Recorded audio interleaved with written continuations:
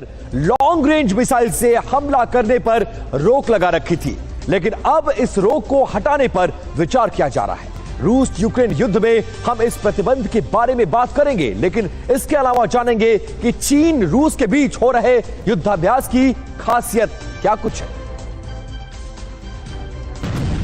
रूस के पोक्रोवस्की शहर पर यूक्रेन की 47वीं सेपरेट मैकेनाइज्ड ब्रिगेड ने हमला किया। हमला ड्रोन से किया गया। हमले में रूसी ड्रोन ऑपरेटर्स के ठिकाने और एक हथियार डिपो नष्ट हो गया है। यूक्रेन के कुर्क में रूसी फौज के काफिले पर हमला किया गया है। यह हमला ड्रोन से किया गया है। ड्रोन से गिराए गए बम में रूसी सैन्य वाहन तबाह हो गया। वाहन में मौजूद सैनिकों ने भागकर जान बचाई। जवाबी कार्रवाई में रूसी सैनिकों ने यूक्रेनी ड्रोन पर फायरिंग की। यूक्रेन ने क्रीमिया में रूसी डिफेंस सिस्टम पर हमले की तैयारी कर ली है। यूक्रेन ने क्रीमिया में रूसी S-300V मिसाइल सिस्टम की तैनाती की लोकेशन का पता लगा लिया है। चिन्हार ब्रिज के पास रूसी डिफेंस सिस्टम दिखाई दिया है। यूक्रेन की फ्रंटलाइन फोर्स पर रूस ने भीषण हमला किया। हमला ड्रोन से किया गया। दावा किया जा रहा है कि रूसी हमले में भारी मात्रा में यूक्रेन का गोला बारूद तबाह हो गया है। कई सैनिकों के घायल होने की खबर है। रूस ने ओशियन 24 युद्धाभ्यास में कैलिबर क्रूज मिसाइल की ताकत दिखाई है। युद्धपोत एडमिरल गोलोकोव से रूस ने कैलिबर मिसाइल लॉन्च किए हैं। रूस के रक्षा मंत्रालय ने मिसाइल दागने का वीडियो भी जारी किया है। युद्धाभ्यास के दौरान रूस ने समंदर में 2 सबमरीन से मिसाइल लॉन्च की। ओशन 2024 एक्सरसाइज में रूस के 120 एयरक्राफ्ट और लड़ाकू हेलीकॉप्टर हिस्सा ले रहे हैं। इसके अलावा हथियारों की 7000 यूनिट भी मौजूद है। ओशियन 2024 युद्ध विराम में रूस के साथ चीन की भी सेना शामिल है। चीन के 4 शिप और 15 मिलिट्री एयरक्राफ्ट ड्रिल में हिस्सा ले रहे हैं। इस नेवी ड्रिल में 15 अन्य देशों के ऑब्जर्वर के रूप में आमंत्रित किया गया है।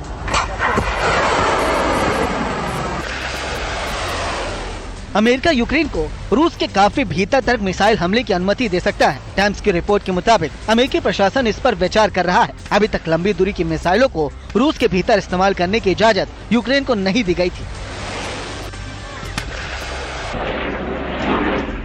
यूक्रेन अब रूस के भीतर F-16 विमानों से हमला कर सकता है। नीदरलैंड ने यूक्रेनी हमले की परमिशन दे दी है। नीदरलैंड के रक्षा मंत्री ने इस बात की जानकारी दी है। यूक्रेन को नीदरलैंड से F-16 विमान दिए गए थे।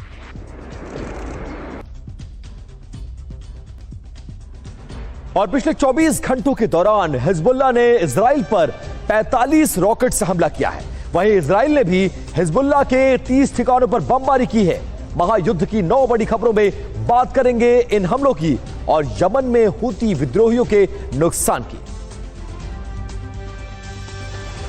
साउथ लेबनान पर इजराइल ने पिछले 24 घंटे में ताबड़तोड़ अटैक किए हैं। इजरायली सेना का दावा है कि हमले में हिजबुल्लाह के 30 ठिकानों को निशाना बनाया गया है। हमले के बाद कई इलाकों में आग लग गई है। अल जवाइन, नकूरा, डेर सिरकिन और जिब्किन इलाकों पर इजराइल के लड़ाकू विमानों ने बम बरसाए। इजराइल के हमले में ताइरी सिटी में हिजबुल्लाह के लॉन्च पैड और रॉकेट स्टोरेज फैसिलिटी तबाह हो गई है। इजराइल बॉर्डर से 50 किलोमीटर अंदर है ताइरे सिटी। ताइरे से साउथ लेबनान में बिजली सप्लाई होती है। साउथ लेबनान के नबातीह में इजरायली बमबारी से भारी नुकसान हुआ है। हमलों में 12 लोगों के मारे जाने की खबर है। कई इमारतें भी क्षतिग्रस्त हुई हैं। नबातीह में हिजबुल्लाह का कमांड ऑफिस स्थित है। साउथ लेबनान के जोया शहर पर इजराइल के लड़ाकू विमानों ने बमबारी की है। हमले में हिजबुल्लाह के हेडक्वार्टर को निशाना बनाया गया है। दावा किया जा रहा है कि हमले के दौरान हिजबुल्लाह के कई कमांडर हेडक्वार्टर में मौजूद थे। साउथ लेबनान में इजरायली सेना के हमले में हिजबुल्लाह का एक कमांडर मारा गया है। मोहम्मद कासिम अल शेर नामक ये कमांडर हिजबुल्लाह की एलीट रडार फोर्स में तैनात था। साउथ लेबनान के वेस्टर्न बेबका में इजरायल की एयर स्ट्राइक में हिजबुल्लाह कमांडर मारा गया। नॉर्थ इजराइल के कई शहरों पर हिजबुल्लाह ने 45 रॉकेट दागे हैं। माउंट मोरेन पर 30 और वेस्ट गलीली पर 15 रॉकेट से हमला किया गया। कई रॉकेट को एयर डिफेंस सिस्टम से इंटरसेप्ट कर लिया गया, जबकि कई खाली स्थानों पर गिरे। हिजबुल्लाह ने सुसाइड ड्रोन से इजराइल के मिलिट्री बेस पर हमला किया है। ये बेस टिब्रियास के उत्तर में एमियान में स्थित है। हमले में बड़े नुकसान का दावा किया जा रहा है। इजराइल का एयर डिफेंस सिस्टम ड्रोन को ध्वस्त करने में असफल रहा। हिजबुल्लाह के ताजा हमले को रोकने में इजराइल का आयरन डोम डिफेंस सिस्टम नाकाम साबित हुआ है। हिजबुल्लाह के रॉकेट को निशाना बनाते वक्त आयरन डोम की मिसाइल यू टर्न लेते हुए जमीन पर गिर गई है। हूती विद्रोहियों के ड्रोन और मिसाइल को तबाह किया है। यूएस मिलिट्री के सेंट्रल कमांड के मुताबिक हूतियों के 5 ड्रोन और 2 मिसाइल सिस्टम को नष्ट किया गया है। गाजा और वेस्ट बैंक में इजराइल के ताबड़तोड़ हमले जारी हैं। पिछले 24 घंटे में आईडीएफ ने वेस्ट बैंक के कई शहरों को निशाना बनाया है। ग्लोबल टेंशन में बात करेंगे गाजा और वेस्ट बैंक में कितने लोग मारे गए और कितने पकड़े गए। इसके अलावा देखेंगे कि लिथुआनिया क्यों कर रहा है युद्ध की तैयारी। गाजा में पिछले 24 घंटे के दौरान इजराइल के हमले में 27 लोग मारे गए। इसमें से 13 लोग एक ही बिल्डिंग में रह रहे थे। अल जजीरा के मुताबिक अलमवासी सेफ जोन में इजराइल ने अमेरिका के 2000 पाउंड MK-84 बम बरसाए हैं, जिसमें 19 लोग मारे गए थे और 60 घायल हुए हैं। सेंट्रल गाजा में इजराइल की सेना ने भीषण हमला किया। मिसाइल से किए गए हमले में 2 बहुमंजिला इमारतें तबाह हो गई। इजरायली सेना का दावा है कि तबाह हुई इमारतें हमास की थी। हमलों में हमास के कई लड़ाके मारे गए।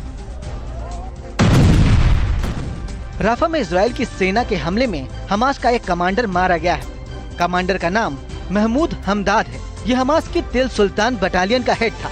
आईडीएफ का दावा है कि हमदाद के साथ 3 कंपनी कमांडर भी मारे गए हैं। इजराइल की सेना का वेस्ट बैंक में ऑपरेशन जारी है। सेना ने टूबा शहर को घेर लिया है। हवाई हमले में 5 लोग मारे गए। फिलिस्तीनी लड़ाकों ने जवाबी एक्शन में इजरायली सैन्य वाहन पर हमला किया। वेस्ट बैंक के नेबुलस शहर में भी इजराइल की सेना घुस गई है। वेस्ट बैंक के हेब्रान में इजराइल की सेना ने 70 फिलिस्तीनियों को गिरफ्तार किया है। आरोप है कि इनका संबंध हमास से है। वफा न्यूज एजेंसी के मुताबिक 2 भाइयों को जेनिन में पकड़ा गया है और 2 को रामल्ला शहर से गिरफ्तार किया गया है। वेस्ट बैंक के तुर्कलम में इजराइल की सेना ने भारी तबाही मचाई। रिफ्यूजी कैंप में रेड के दौरान बुलडोजर से सड़क और एक इमारत को तबाह कर दिया गया है। आईडीएफ का दावा है कि हवाई हमले में हमास का एक लड़ाका मारा गया है और 40 लोगों को गिरफ्तार किया गया है। को पावर्ड बाय सैनिक 710 असली वाटरप्रूफ प्लाई। कंफर्टेबल कौन जो पहने रूपा जॉन लगे आए हाय।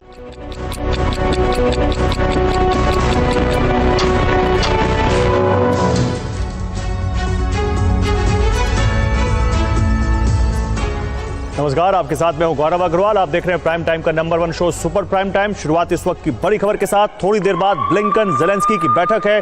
आज सुबह कीव पहुंचे यूएस के विदेश मंत्री। रूस पर लॉन्ग रेंज हमलों पर सहमति जल्द। यूक्रेन की जीत के लिए हम प्रतिबद्ध हैं, ये कहा है अमेरिका ने। तो रूस पर लॉन्ग रेंज हमलों की सहमति जल्द, ये जानकारी सामने आ रही है।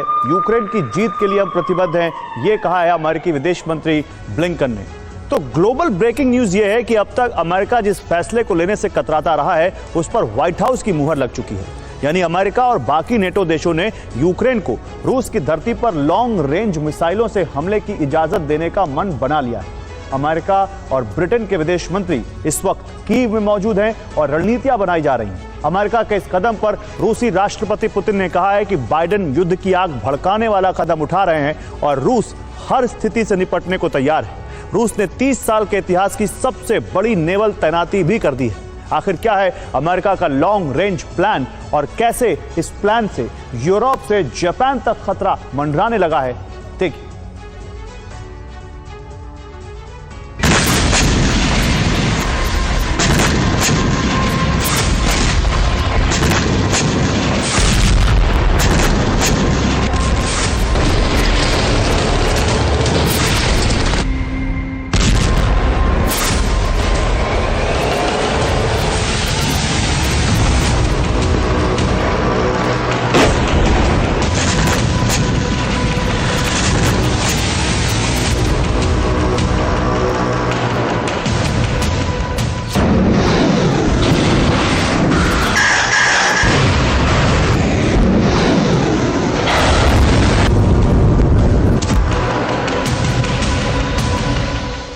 тем самым сломать сложившуюся архитектуру безопасности и баланс сил в АТР.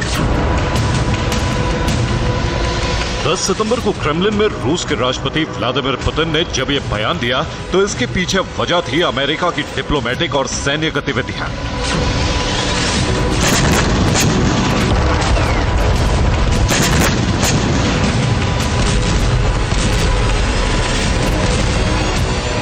मॉस्को पर हमले के 2 दिन बाद ही अमेरिका ने यूक्रेन को रूस पर लॉन्ग रेंज हमलों की अनुमति देने का मन बना लिया है।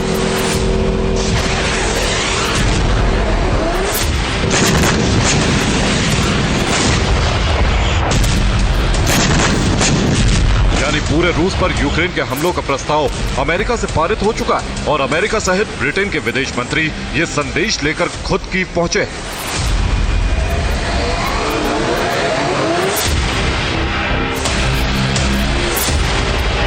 ब्लिंकन और लेमी के कीव दौरे पर यूक्रेन को मिसाइलों के मनचाहे इस्तेमाल की छूट मिलने वाली है।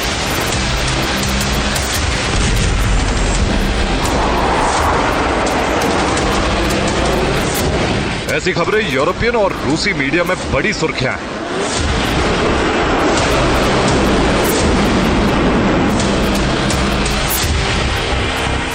पहला संकेत यह है कि जब 10 सितंबर को बाइडेन से प्रेस कॉन्फ्रेंस में लॉन्ग रेंज हमलों पर सवाल पूछा गया तो बाइडेन ने कहा हम इस पर विचार कर रहे हैं। इस दौरान 10 सितंबर को लंदन में प्रेस कॉन्फ्रेंस के दौरान ब्लिंकन ने कहा कि हम यूक्रेन की अपील सुनेंगे और फैसला लेंगे। इसके अलावा 9 सितंबर को टेक्सास के रिपब्लिकन कांग्रेसमैन माइकल मैकॉल ने एक इंटरव्यू में कहा कि ब्लिंकन और लेमी कीव जा रहे हैं। इस दौरे पर यूक्रेन को लॉन्ग रेंज हमलों की अनुमति मिल जाएगी।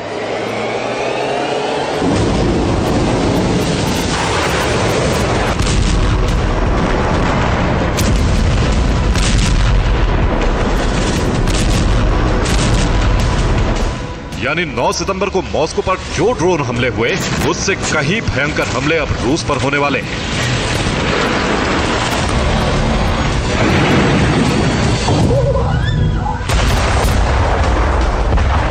अमेरिका का मकसद जंग को रूस की धरती तक ले जाना है। अमेरिका रूस में वैसी ही तबाही मचाना चाहता है जैसी यूक्रेन में रूसी मिसाइलों से होती है।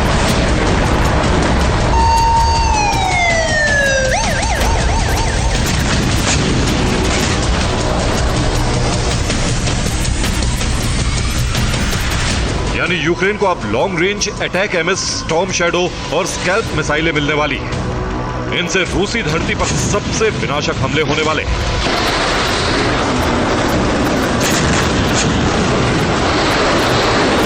अब तक यूक्रेन ड्रोन से रूस की रिफाइनरी, ऑयल डिपो और सैन्य बेस जला रहा था।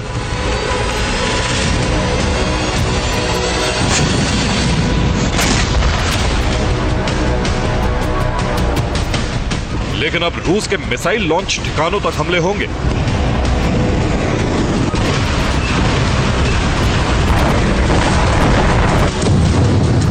अमेरिका और ब्रिटेन कीव को इजाजत देने वाले हैं, लेकिन नाटो के एक सहयोगी देश ने पहले ही लॉन्ग रेंज हमलों को हरी झंडी दे दी है।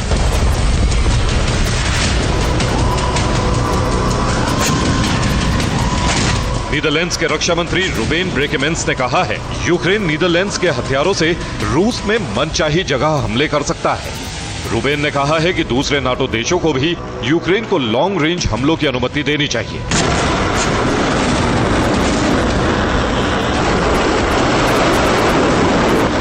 यूक्रेन को लॉन्ग रेंज हमलों की छूट का ऐलान होने से पहले ही रूस ने अमेरिका और यूरोप के खिलाफ सबसे बड़ी नेवी ड्रिल शुरू कर दी है।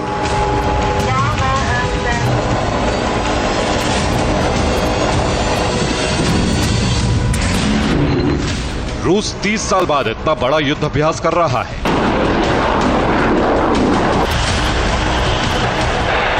और मॉक टारगेट को तबाह किया जा रहा है।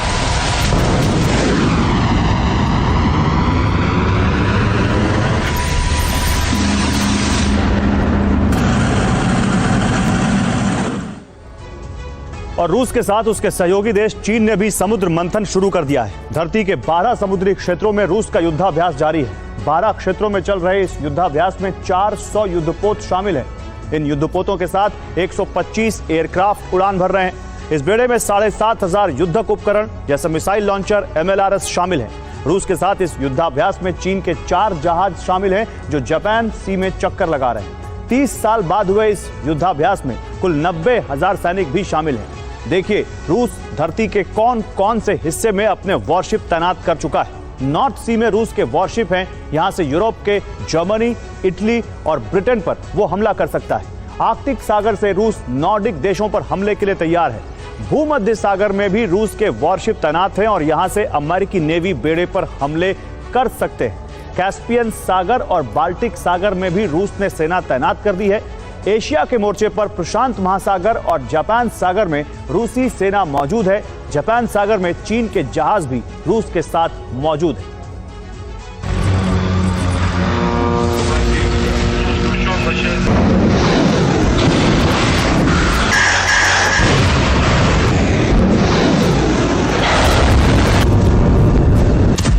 ये रूसी सेना के युद्धाभ्यास की तस्वीरें हैं। जहाजों से मिसाइलें दागी जा रही हैं।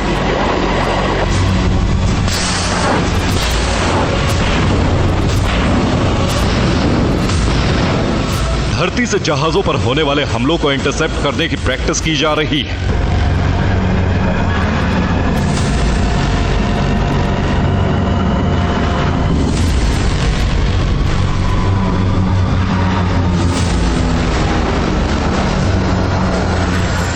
राष्ट्रपति पुतिन ने खुद इस युद्धाभ्यास की रिपोर्ट वीडियो कॉन्फ्रेंसिंग के जरिए ली।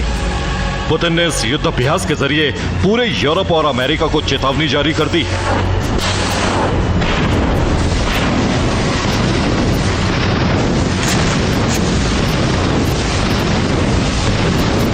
Отмечу, что за последние 3 десятилетия мы впервые проводим столь масштабные учения на море. Они одновременно пройдут в акваториях Тихого и Северного Ледовитого океанов.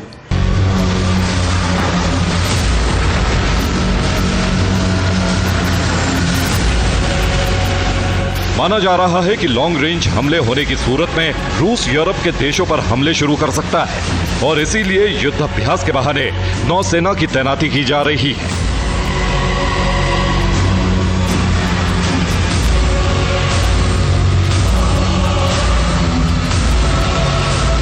रूस की तरफ से बढ़ते हुए खतरे को देखते हुए अमेरिका ने भी सैन्य गतिविधि बढ़ा दी है।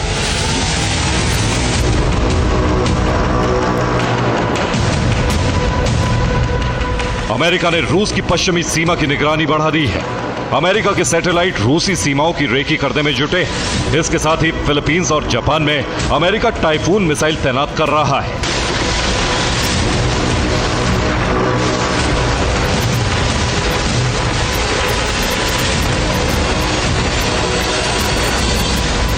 अगर अमेरिका को खतरा महसूस हुआ तो वो युद्ध के लिए तैयार है, लेकिन पुतिन ने ऐलान कर दिया है रूसी सेना हर खतरे से मुकाबला करने के लिए कमर कस चुकी है।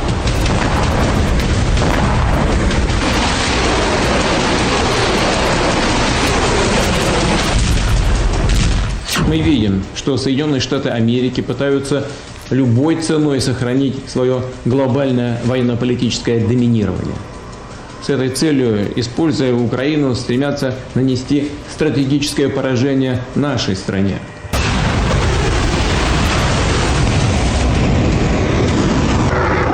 संकेत साफ है कि अगर रूस पर लॉन्ग रेंज हमले शुरू हुए तो महासंग्राम छिड़ना तय है और रूस सहित अमेरिका ने इसके लिए तैयारी भी कर ली है।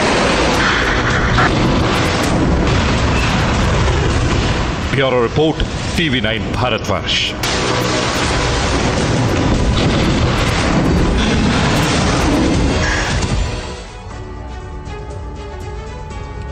और युद्ध में रूसी टैंक ब्रिगेड का एक्शन। रूसी सेना का T-80 टैंक से हमले में यूक्रेनी सेना के हथियार तबाह।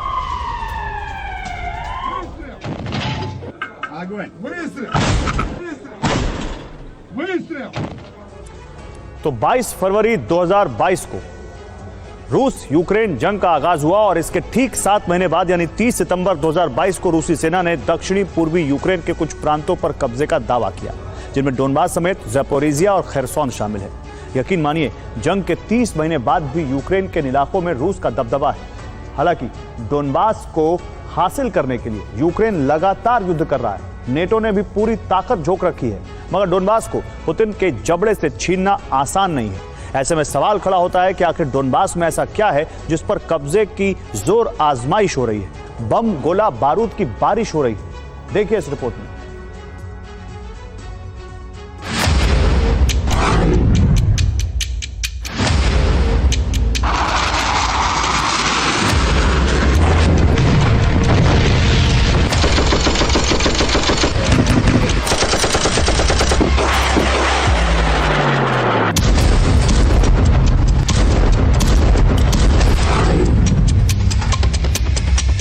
तिरपन 201 स्क्वायर किलोमीटर में फैला करीब 66 लाख की आबादी वाला एक प्रांत, जिस पर न सिर्फ रूस ने कब्जा किया है बल्कि उसे तबाह करने के लिए बेहिसाब बारूद बरसाया है।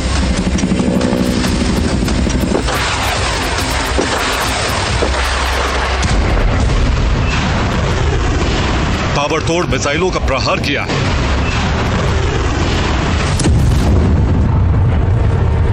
विध्वंसक हथियारों के इस्तेमाल से सैकड़ों लाशों का ढेर लगाकर कब्रिस्तान बना दिया है।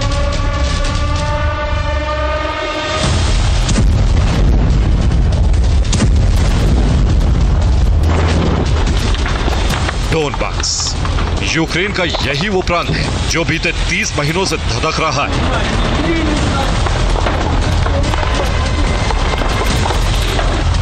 डोनबास की जमीन बम गोला बारूद से सन गई है। डोनेस्क, लुहांस्क, बाखमत जैसे डोनबास के इलाके खंडहर में तब्दील हो चुके हैं।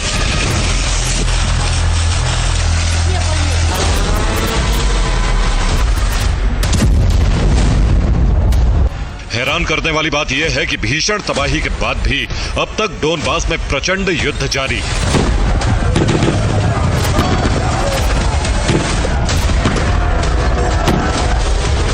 रूस युद्ध में आर पार का संग्राम जारी है और इसी के साथ ही डोनबास पर कब्जे की जंग भी जारी है।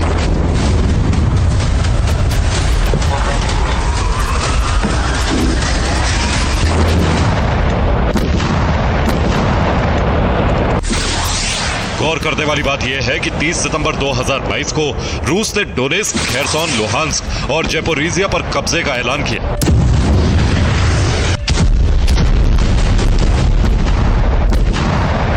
अगर पुतिन का फोकस पूर्वी यूक्रेन के पूरे डोनबास रीजन को जीतना है, उसे यूक्रेन से अलग करना है,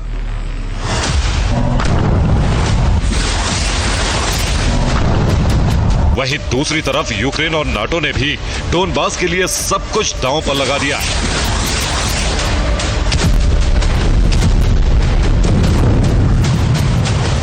इसी के चलते यूक्रेन ने 6 अगस्त को पश्चिमी रूस के कुर्स्क प्रांत पर हमला किया ताकि रूस का फोकस डोनबास की बजाय कुर्स्क की तरफ शिफ्ट हो। कुर्स्क को बचाने के लिए रूसी फौज डोनबास प्रांत से पलायन करे, मगर रूसी सेना ने कुर्स्क को छोड़ डोनबास पर सेना की ताकत बढ़ाई।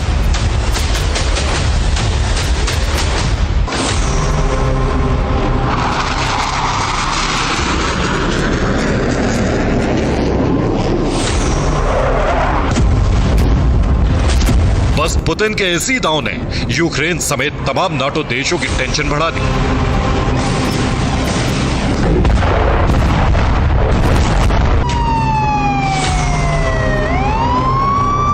क्योंकि कुर्स्क से सटा पूर्वी यूक्रेन का डोनबास प्रांत था। ऐसे में यूक्रेन को आशंका थी कि अगर कुर्स्क पर भीषण हमला किया तो रूसी डिफेंस डोनबास में तैनात सेना को पीछे हटने का ऑर्डर देंगे।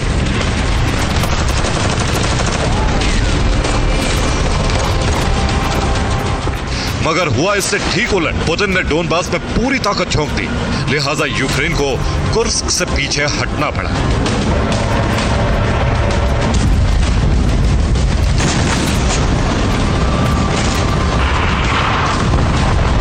ऐसा नहीं है कि कुर्स्क में रूसी डिफेंस ने पलटवार नहीं किया, मगर जिस तरह रूस ने डोनबास को दहलाया वो बेहद ही सन्न कर देने वाला था।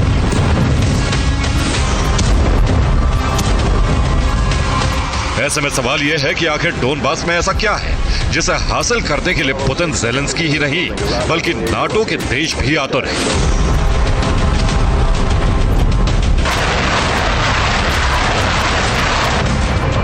आखिर क्यों डोनबास में रूस के दबदबे को कम करने के लिए अमेरिका और नाटो हथियारों की खेप कीव भेज रहे हैं?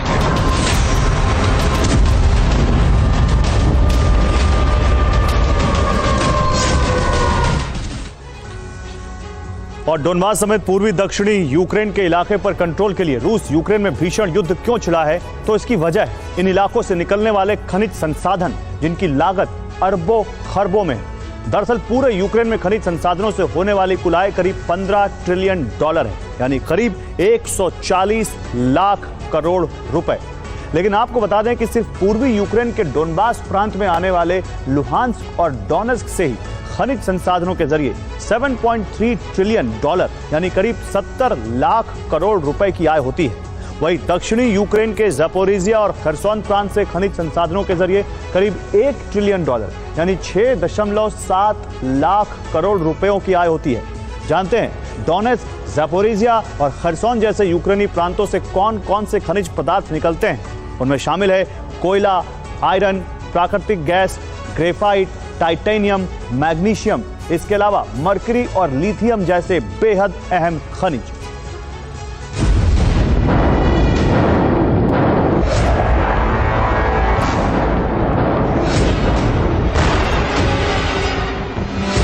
मतलब ये है कि 15 ट्रिलियन के इसी खजाने के लिए रूस यूक्रेन ही क्या, यहां तक कि नाटो भी खुद को जंग में झोंके हुए है।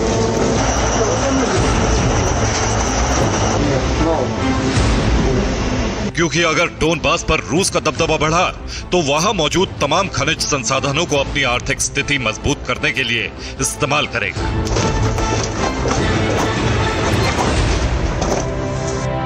और अगर नाटो की मदद से यूक्रेनी सेना ने डोनबास पर फिर से कब्जा किया तो यूक्रेन के साथ साथ नाटो के देश भी खनिज संसाधनों का इस्तेमाल कर सकते हैं।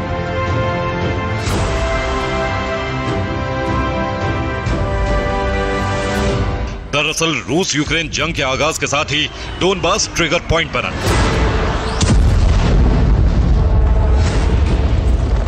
इसी इलाके पर सबसे पहले रूस ने हमला किया और फिर अपना दावा ठोका।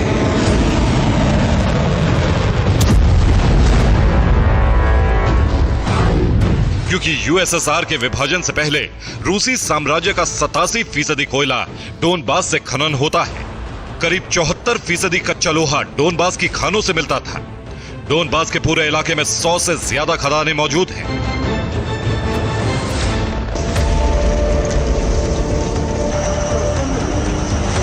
अगर बात मौजूदा वक्त की करें तो यूक्रेन का करीब 90% कोयला उत्पादन डोनबास से होता है।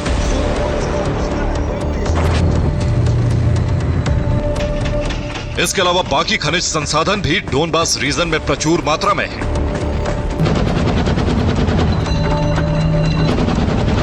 लिहाजा डोनबास को जीतने के लिए वहां पर खनिज संसाधनों पर कब्जे के लिए हर किसी ने अपनी पूरी ताकत झोंक रखी है।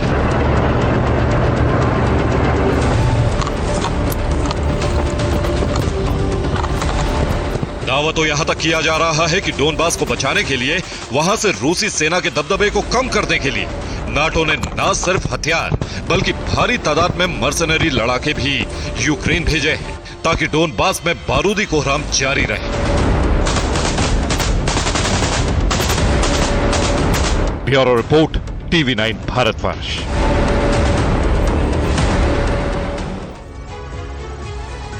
और खार्किव में रूस का MLRS हमले में यूक्रेन के 2 ठिकाने तबाह। रूसी सेना के हमले का वीडियो सामने आया।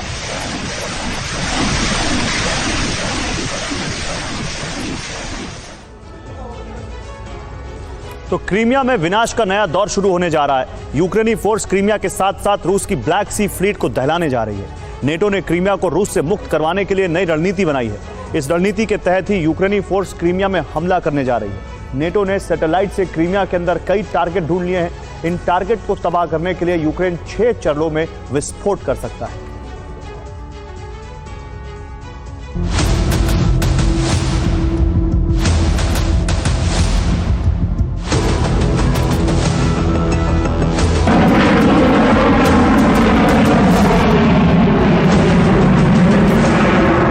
F-16 उड़ान भरने वाले हैं।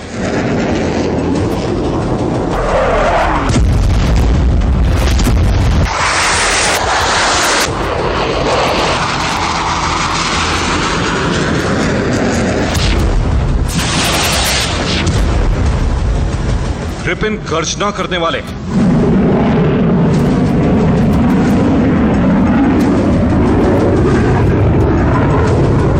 क्रीमिया में विनाश की बरसात होने जा रही।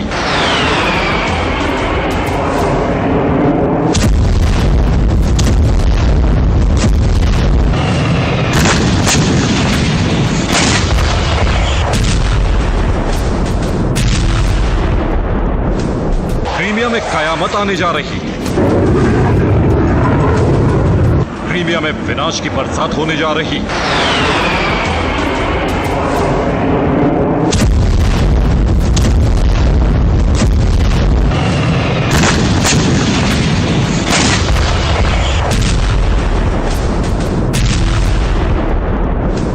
क्रीमिया में कयामत आने जा रही है।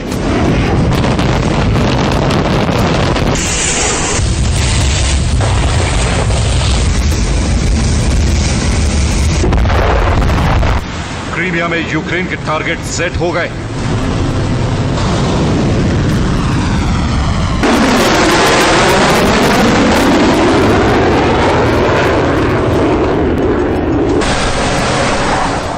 F-16 और ग्रिपेन फाइटर जेट मिलने के साथ ही यूक्रेन क्रीमिया में एक साथ ताबड़तोड़ विस्फोट करने जा रहा है।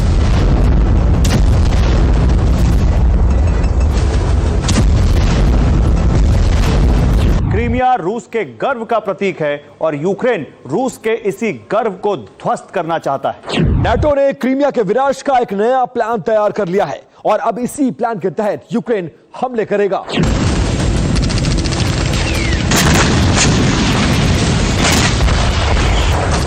नाटो ने क्रीमिया में हमले की जो रणनीति बनाई, उसके तहत रूस यूक्रेन के हमलों को रोक नहीं पाएगा।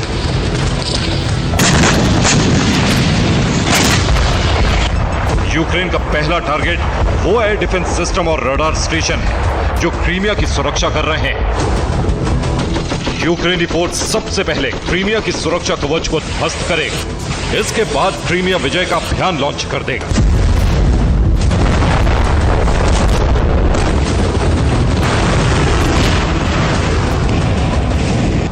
नाटो ने सैटेलाइट से क्रीमिया के उन लोकेशन का पता लगा लिया है जहां रूस के एयर डिफेंस सिस्टम तैनात हैं।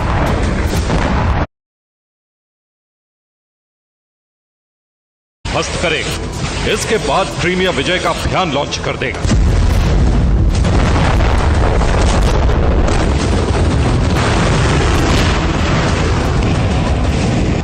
नाटो ने सैटेलाइट से क्रीमिया के उन लोकेशन का पता लगा लिया है जहां रूस के एयर डिफेंस सिस्टम तैनात हैं।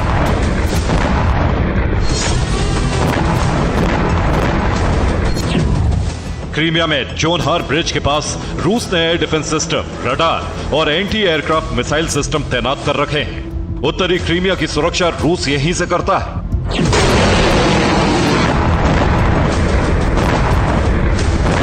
अगर इसे ध्वस्त कर दिया जाए तो रूस उत्तरी क्रीमिया को नहीं बचा पाएगा। यूक्रेन का प्लान भी यही।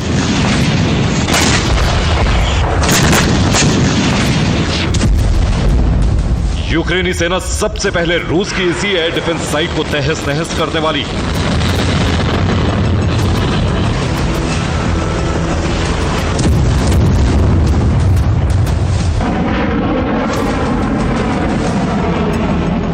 क्रीमिया में इस ऑपरेशन को अंजाम देने के लिए अमेरिका और नाटो ने बड़ी तैयारी कर ली है।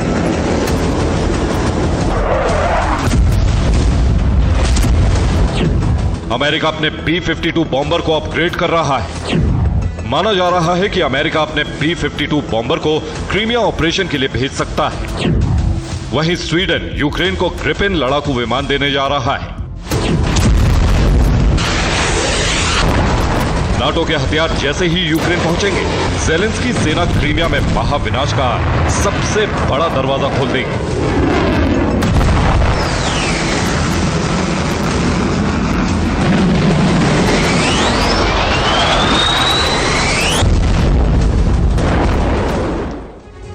और यूक्रेन क्रीमिया में विजय पताका कैसे फहराने जा रहा है, नेटो ने क्रीमिया को जीतने के लिए क्या प्लान तैयार किए हैं, अब इसे समझिए। पहले चरण में यूक्रेन रूस में लंबी दूरी तक मार करने वाले ड्रोन से हमले करेगा।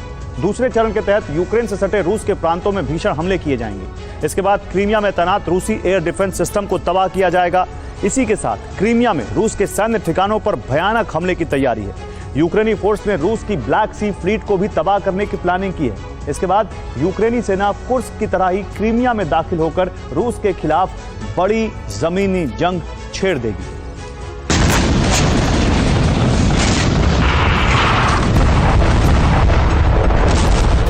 क्रीमिया में हमला करने के लिए यूक्रेन ने नया और घातक ड्रोन तैयार कर लिया।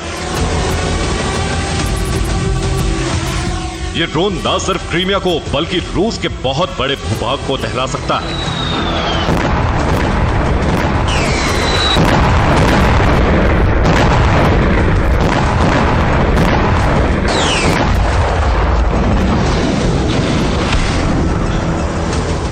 यूक्रेनी इंटेलिजेंस एजेंसी के चीफ किरिलो बुदानोव ने ड्रोन के नाम का खुलासा तो नहीं किया है, लेकिन उसकी रेंज जरूर बता दी।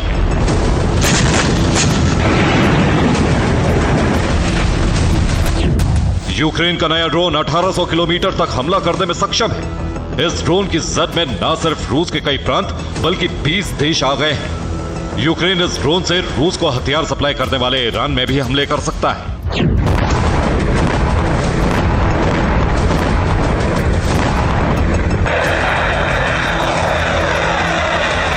अब सवाल यही है कि आखिर ज़ेलेंस्की और उनकी सेना क्रीमिया को जीतने पर क्यों अड़ी? यूक्रेन के लिए क्रीमिया इतना जरूरी क्यों है? दरअसल क्रीमिया को लेकर रूस और यूक्रेन में लंबे समय से विवाद है। क्रीमिया पर दोनों देश अपना अपना दावा करते हैं।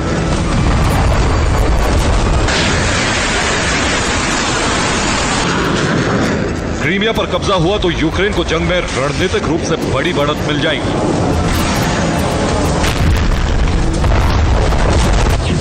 क्रीमिया में रूस की ब्लैक सी फ्लीट का हेडक्वार्टर है।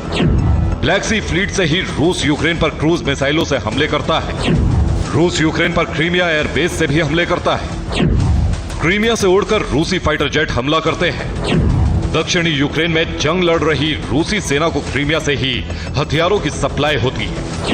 अब यहां सवाल यह है कि अगर क्रीमिया पर यूक्रेन का कब्जा हुआ तो क्या होगा? क्रीमिया पर यूक्रेन का कंट्रोल हुआ तो यूक्रेन रूस की ब्लैक सी फ्लीट को तबाह कर सकता है।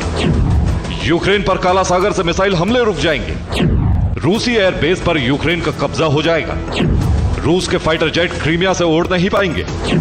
रूसी फाइटर जेट यूक्रेन पर हमले नहीं कर पाएंगे। दक्षिणी यूक्रेन में रूसी सेना की सप्लाई कट जाएगी। क्रीमिया ब्रिज के तबाह होने से रूस का संपर्क कट जाएगा और इस तरह जंग में यूक्रेनी सेना को बड़ी बढ़त मिल जाएगी। यही वो कारण है कि ज़ेलेंस्की क्रीमिया में बहुत बड़ा और नया सैन्य अभियान शुरू करने जा रहे हैं। Bureau report, TV9 Bharatvarsh.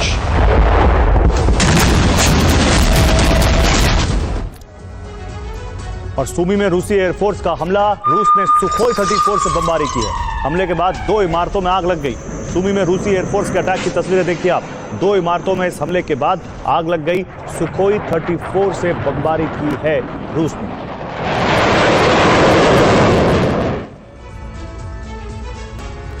तो अमेरिका और ब्रिटेन के विदेश मंत्री इस वक्त कीव में मौजूद हैं, जहां उनकी मुलाकात किसी भी वक्त ज़ेलेंस्की से होने वाली। इस मीटिंग का एजेंडा पुतिन का यूक्रेन फतेह प्लान है, जिसमें ईरान उनका साथ दे रहा है। दरअसल ईरान से रूस को 200 फतेह मिसाइलें मिली हैं, जिनका इस्तेमाल पुतिन यूक्रेन के खिलाफ करने वाले। ऐसे में अमेरिका और नेटो ने रूस के खिलाफ बड़ी व्यूह रचना की है। सवाल है कि क्या अब रूस और नेटो आमने सामने आने वाले हैं? देखिए।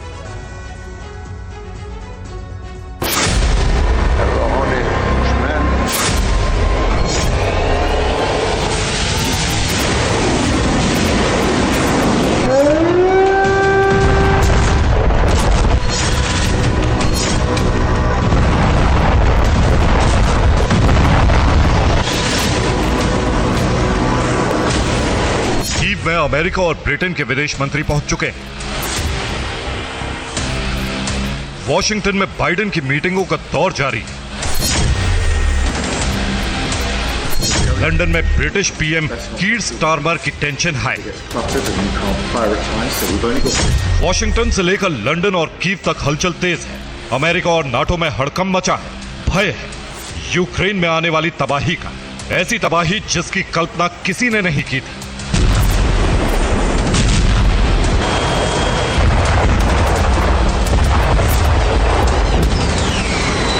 नाटो में मचे हड़कंप और भय की वजह है कि ईरान की ये बेहद घातक और तबाही मचा देने वाली मिसाइल फतह 360, जो अब रूस के जखीरे में शामिल हो चुकी है।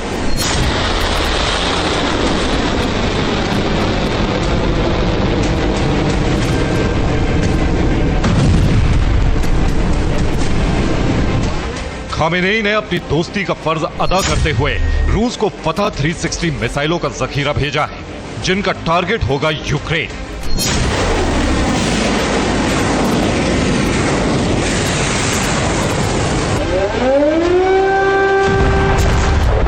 रूस से आने वाली इस बारूदी खबर का खुलासा किसी और ने नहीं, अमेरिका के विदेश मंत्री एंटनी ब्लिंकन ने किया है।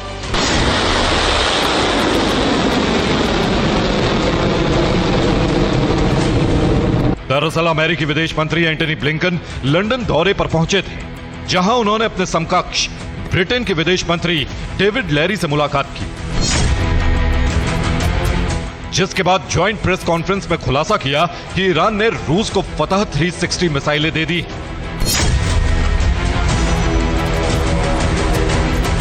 The United States has warned of an additional threat, the provision by Iran of ballistic missiles to Russia for use in Ukraine. We've warned Tehran publicly, we've warned Tehran privately that taking this step would constitute a dramatic escalation. Russia has now received shipments of these ballistic missiles and will likely use them within weeks in Ukraine against Ukrainians. Antony Blinken यही नहीं रुके, उन्होंने Iran और रूस के गठजोड़ को लेकर और भी कई दावे किए। दावा नंबर 1, ईरान ने रूस को फतह 360 मिसाइल दी। दावा नंबर 2, रूसी सैनिकों को मिसाइल की ट्रेनिंग दी। दावा नंबर 3, ईरान रूस को ड्रोन सप्लाई कर रहा है।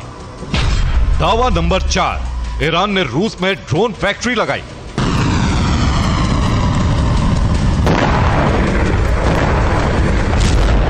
सवाल है कि रूस को ईरानी बैलिस्टिक मिसाइलों की जरूरत क्यों पड़ रही है? वो कौन सी वजह है जो रूस को ईरान से मिसाइल इंपोर्ट करनी पड़ी?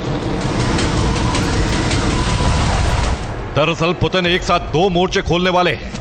एक तरफ वो कीव पर कब्जे की फाइनल जंग शुरू करने वाले हैं, तो वहीं दूसरी तरफ कुर्स्क में घुसे ज़ेलेंस्की के जवानों को खदेड़ने का ऑपरेशन शुरू करने की तैयारी में है।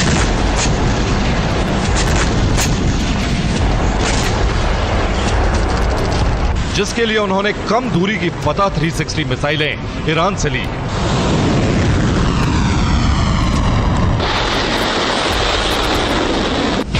पुतिन फतह 360 मिसाइलों से कुर्स्क में ज़ेलेंस्की के जवानों पर हमले करेंगे, तो वहीं रूस की बैलिस्टिक मिसाइलों से पश्चिमी यूक्रेन तक तबाही मचाने का प्लान है।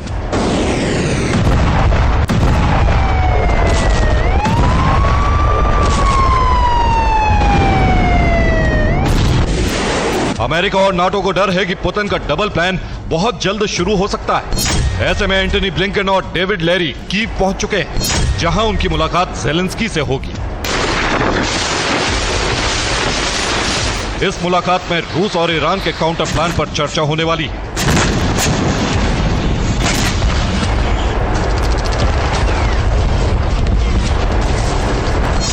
दरअसल अमेरिका और नाटो को डर है कि ईरान और रूस का गठजोड़ पूरे यूरोप के लिए बड़ा खतरा बन चुका है। ऐसे में इसे काउंटर के लिए 3 स्टेप प्लान तैयार किया गया है। स्टेप नंबर 1, ईरान को आर्थिक और रणनीतिक तौर पर घेरने की तैयारी है। स्टेप नंबर 2, यूक्रेन की सुरक्षा और मजबूत की जाएगी। स्टेप नंबर 3, नाटो रूस की घेराबंदी करेगा।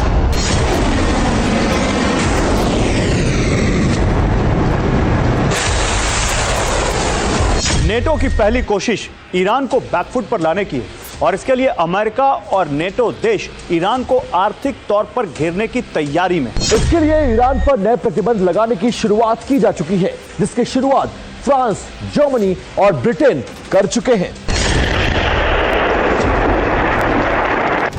फ्रांस, जर्मनी और ब्रिटेन ने ईरान के साथ द्विपक्षीय एयर एग्रीमेंट को खत्म कर दिया है। अब ईरान का कोई प्लेन तीनों देशों में लैंड नहीं कर पाएगा। साथ ही ईरान तीनों देशों का एयर स्पेस भी इस्तेमाल नहीं कर पाएगा।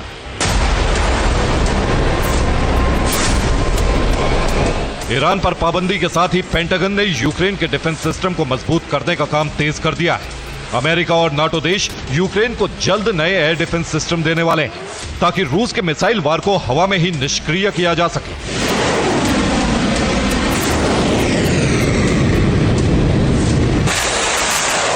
अमेरिका और नाटो यूक्रेन की सुरक्षा पुख्ता करने के साथ ही रूस की घेराबंदी करने में जुट गए हैं। NATO, Finland, Estonia, Latvia, Germany, Hungary, Greece और तुर्की युद्धाभ्यास करने वाला है। ये युद्धाभ्यास आने वाले 4 महीनों तक किए जाएंगे, ताकि नाटो की सेनाएं रूसी बॉर्डर के पास हर वक्त मौजूद रहें।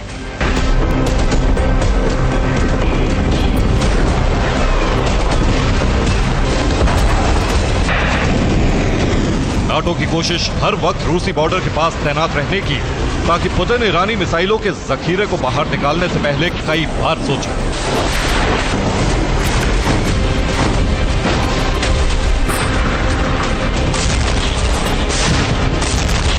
हालांकि ईरान अमेरिका के दावे को महज एक प्रोपेगेंडा बता रहा है। ईरानी विदेश मंत्रालय के प्रवक्ता नासिर कन्नानी ने कहा, कुछ देशों ने ईरान को लेकर झूठी रिपोर्ट छापी, ईरानी हथियार सप्लाई को लेकर झूठ फैला रहे हैं। ये सब अपने गलत काम छिपाने की कोशिश है।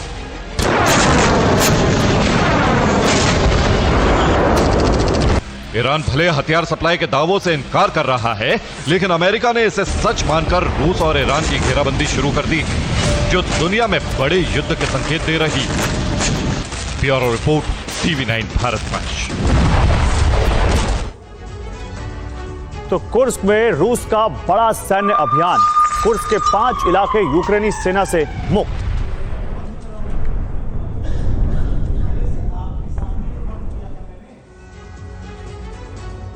तो रूस के कुर्स्क में इस वक्त विनाश की बहुत बड़ी आग भड़की हुई है। रूस ने कुर्स्क से यूक्रेनी सेना को भगाने या खत्म करने के लिए सैन्य अभियान बहुत तेज कर दिया है। पुतिन के आदेश के बाद रूसी सेना ने अब अपने घातक हथियारों से हमले शुरू कर दिए हैं। इस वजह से कुर्स्क से यूक्रेनी फोर्स के पैर उखड़ते जा रहे हैं। पिछले 24 घंटे के अंदर कुर्स्क में कई मोर्चों पर यूक्रेन की टुकड़ी को सरेंडर करना पड़ा।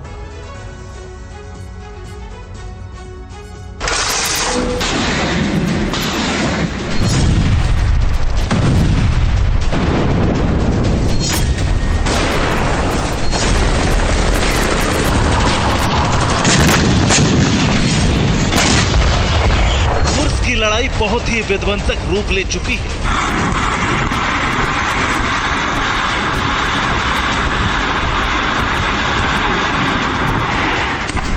रूस को जीतने के लिए रूसी सेना ने नया अभियान लॉन्च कर दिया है।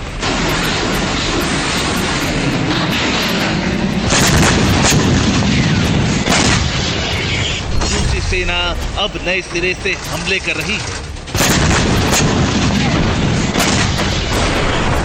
कुर्स्क में पुतिन सेना भीषण हमले करते हुए तेजी से आगे बढ़ रही है। उन इलाकों को खाली करवा रही है जहां यूक्रेन के सैनिक घुसे।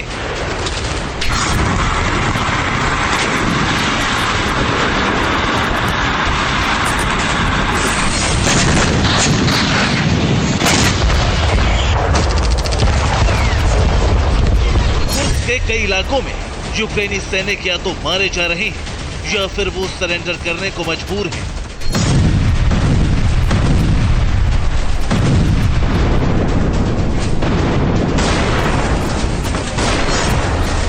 कुर्स्क में रूसी सेना फैब 300 बमों से विध्वंसक हमले कर रही है। इन हमलों में यूक्रेन की सैन्य टुकड़ी खत्म हो रही है।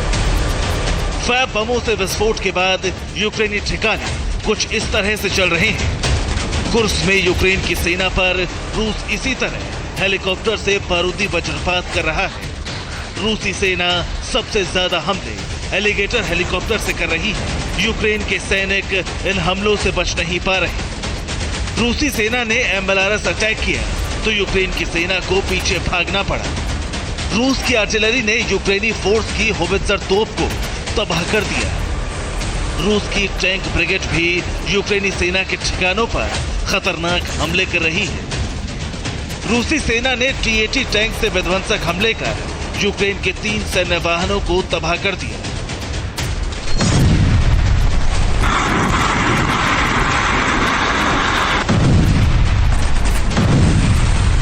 रूसी सेना ने इसी तरह विध्वंसक हमले कर 5 इलाकों को यूक्रेन के कब्जे से मुक्त करवा लिया। रूसी सेना ने यूक्रेनी सैनिकों के संहार को लेकर नया आंकड़ा जारी किया है।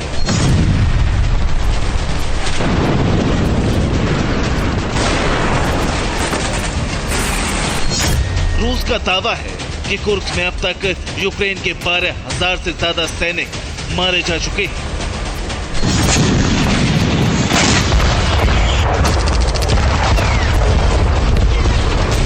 कुर्स्क में सैन्य संहार का ये सिलसिला जारी है क्योंकि रूस का सैन्य अभियान अब बहुत भयावह हो चुका है।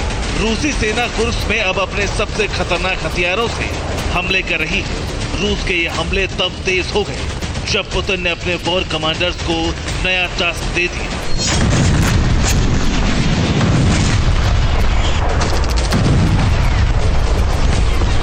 पुतिन ने क्रेमलिन के अंदर एक सीक्रेट मीटिंग बुलाई।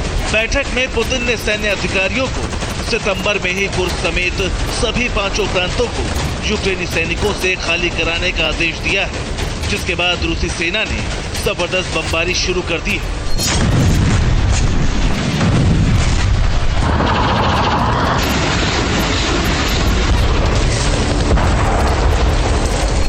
सेना ने कुर्स्क में दाखिल हो चुकी यूक्रेनी फोर्स की सप्लाई लाइन काट दी है। यूक्रेनी सेना को हथियार और रसद नहीं मिल पा रही है। यही वजह है कि कई जगहों पर यूक्रेन की सैनिक सरेंडर कर रही है।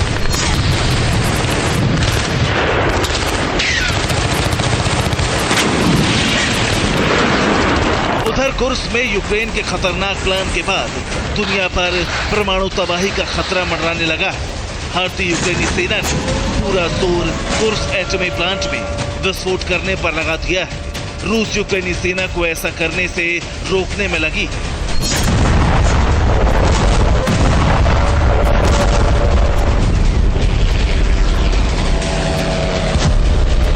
जाहिर है अगर कुर्स्क न्यूक्लियर पावर प्लांट पर हमला हुआ तो रूस समेत कई देशों तक एटमी रेडिएशन फैल जाएगा। रेडिएशन से ऐसी तबाही होगी जिसकी कल्पना अब तक किसी ने नहीं की। Bureau report TV9 Bharatvarsh.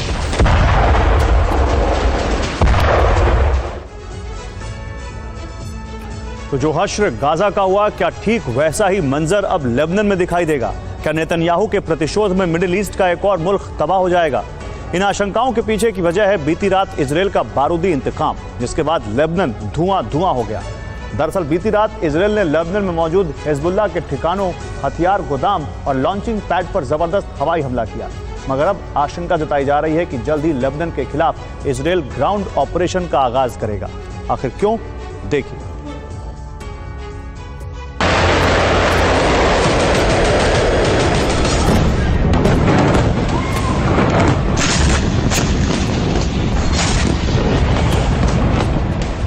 जोरदार धमाकों के साथ उठता आग का गुबार। रिहायशी इलाकों में मौजूद इमारतों पर ताबड़तोड़ प्रहार। प्रचंड आसमानी अटैक के बाद आया बारूदी भूचाल। बीती रात इजरायली वायुसेना के आसमानी जंगबाजों ने फिर से कहर बरपाया। घातक मिसाइलों और ग्लाइड बमों के हमलों से धरती को दहलाया। जानते हैं आईडीएफ का यह हमला गाजा पर नहीं बल्कि लेबनान पर था, जिसका नतीजा ये हुआ कि लेबनान का कोना कोना बारूदी प्रहार से थर्रा उठा। रात के वक्त हुए इन हमलों से लेबनान में कोहराम मच गया।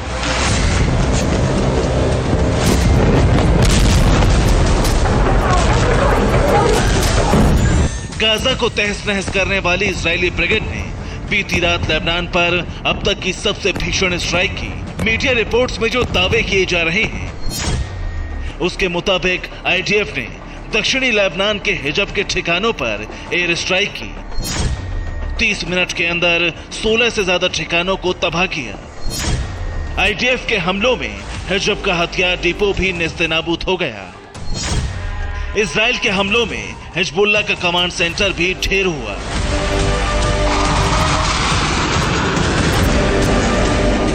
दक्षिणी लेबनान के नाबतिया, मंसूरी, कफ्र किला और बेका वैली में इजरायली सेना के लड़ाकू विमानों ने ताबड़तोड़ हमले किए। जानते हैं इन हमलों के पीछे की वजह क्या थी? 10 सितंबर की सुबह हिजबुल्लाह का रॉकेट और ड्रोन अटैक।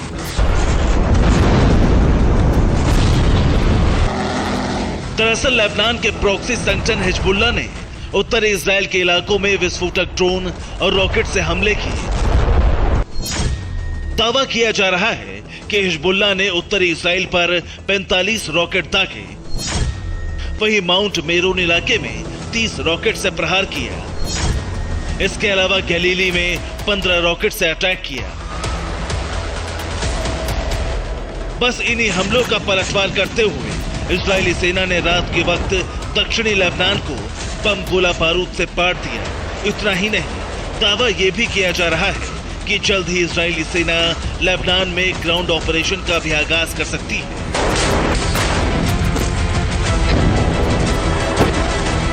क्योंकि ईरान की मदद से हिजबुल्लाह लगातार इजराइल को दहला रहा है, लिहाजा हिजबुल्लाह का हिसाब चुकता करने के लिए इजरायली सेना सीधे लेबनान में घुसकर तबाही मचा सकती है।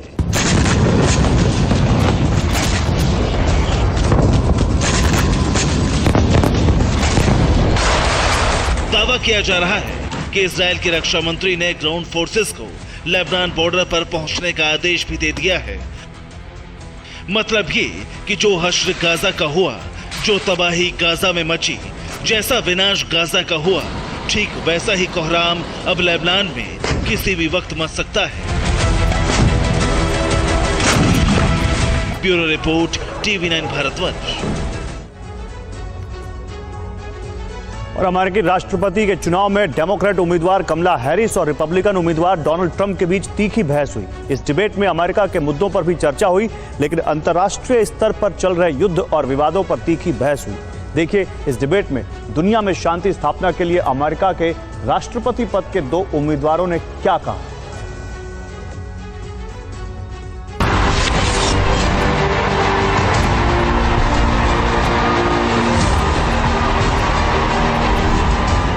अमेरिका के पेंसिल्वेनिया के नेशनल कॉन्स्टिट्यूशन सेंटर में कमला हैरिस और डोनाल्ड ट्रंप के बीच डिबेट की शुरुआत हाथ मिलाने के साथ हुई, लेकिन देखते ही देखते नोकझोंक में बदल गई।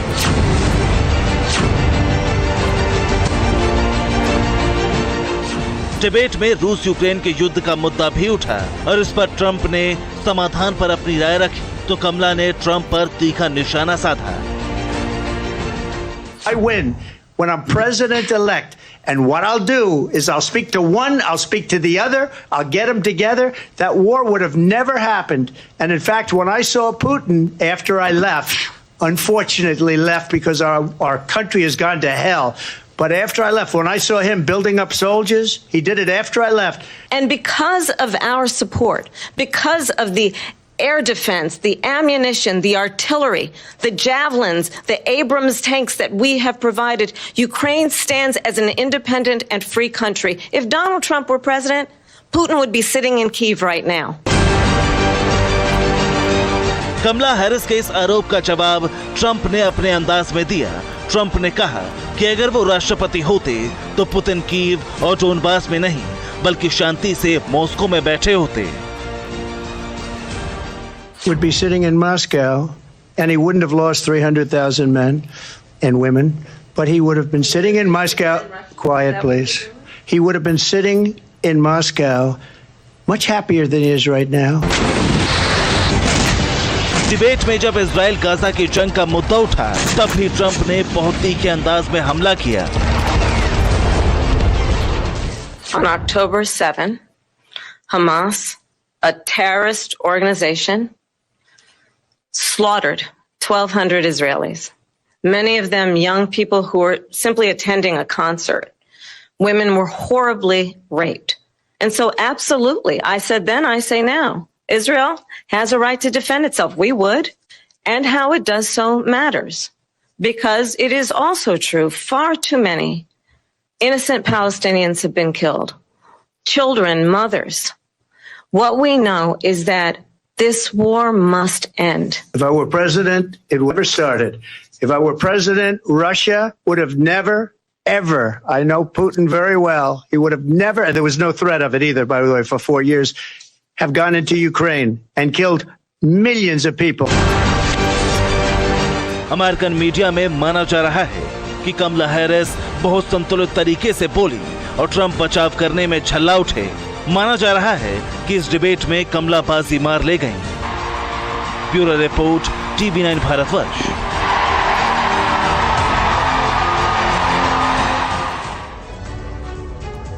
और हमने आपसे 3 सवाल पूछे थे। देखते हैं प्रोबो देश का ओपिनियन मीटर क्या कहता है। क्या हेल्थ इंश्योरेंस प्रीमियम में बदलाव आएगा? 65% यस, 35% नो। क्या सुंदर पिचाई गूगल CEO का पद छोड़ देंगे? 25% yes, 75% no. Bharat Pakistan bilateral cricket series खेलेंगे? 5% यस, 95% नो। डाउनलोड कीजिए प्रोबो ऐप और दीजिए अपना opinion. This game may be habit forming or financially risky. Play responsibly. TNC apply.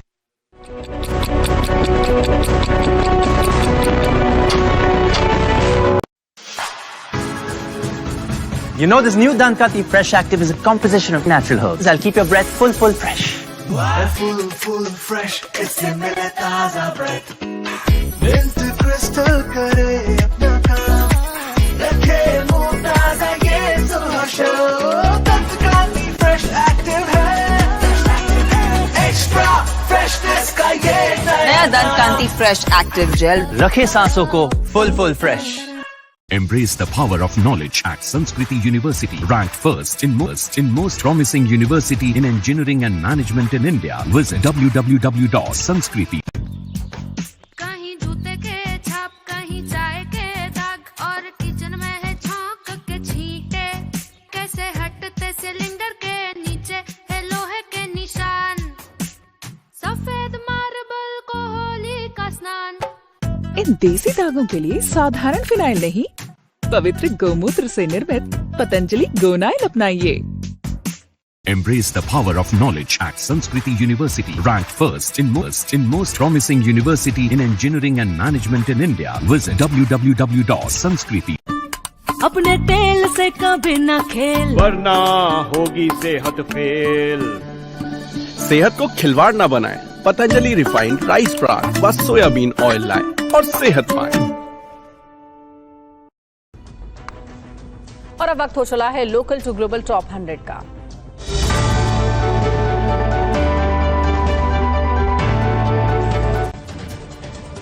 America में नेता प्रतिपक्ष राहुल गांधी का बयान, कहा सरकार में 90% भारतीयों का प्रतिनिधित्व नहीं, 70 सेक्रेटरी मिलकर देश चला रहे। अमेरिका में राहुल गांधी ने कहा कि भारत में कॉरपोरेट और ब्यूरोक्रेसी में दलितों का प्रतिनिधित्व नहीं है। चीन को लेकर बोले नेता प्रतिपक्ष राहुल गांधी, चीन की ताकत में इजाफा हुआ, भारत को स्ट्रेटेजिक विजन की जरूरत। राहुल गांधी ने कहा 2014 में भारतीय राजनीति में बहुत नाटकीय रूप से हुए बदलाव, जिसमें हमारे लोकतांत्रिक ढांचे की नींव पर हमला हुआ। राहुल ने एक बार फिर बीजेपी पर बोला हमला, कहा हमने फ्रीज बैंक खातों के साथ लड़ा चुनाव। पाकिस्तान पर भी बोले राहुल गांधी, कहा आतंकवाद को बढ़ावा देता है पाकिस्तान, आतंक को बढ़ावा देने से समस्याएं रहेंगी। आरक्षण वाले बयान पर बोले राहुल गांधी, कहा मेरे बयान को गलत तरीके से पेश किया गया, मैं आरक्षण के खिलाफ बिल्कुल नहीं। अमेरिका में सिखों पर राहुल के दिए बयान पर बीजेपी का जवाब, कहा राहुल गांधी को शब्दों के इस्तेमाल की समझ नहीं, खतरनाक नैरेटिव गढ़ रहे राहुल गांधी पर हरसिमरत कौर बादल का हमला, कहा कांग्रेस के हाथ सिखों के नरसंहार के खून से रंगे, 1984 के लिए सिखों से माफी मांगे राहुल। मोदी कैबिनेट का बड़ा ऐलान, 70 साल से ऊपर के सभी बुजुर्गों को मिलेगा आयुष्मान योजना का लाभ। बुजुर्गों को 5 लाख रुपए के मुफ्त इलाज की सुविधा मिलेगी।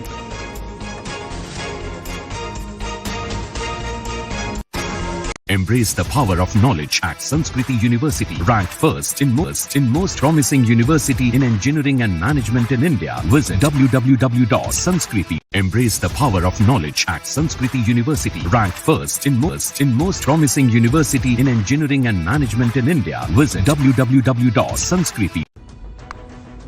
और अब वक्त हो चला है लोकल टू ग्लोबल टॉप 100 का।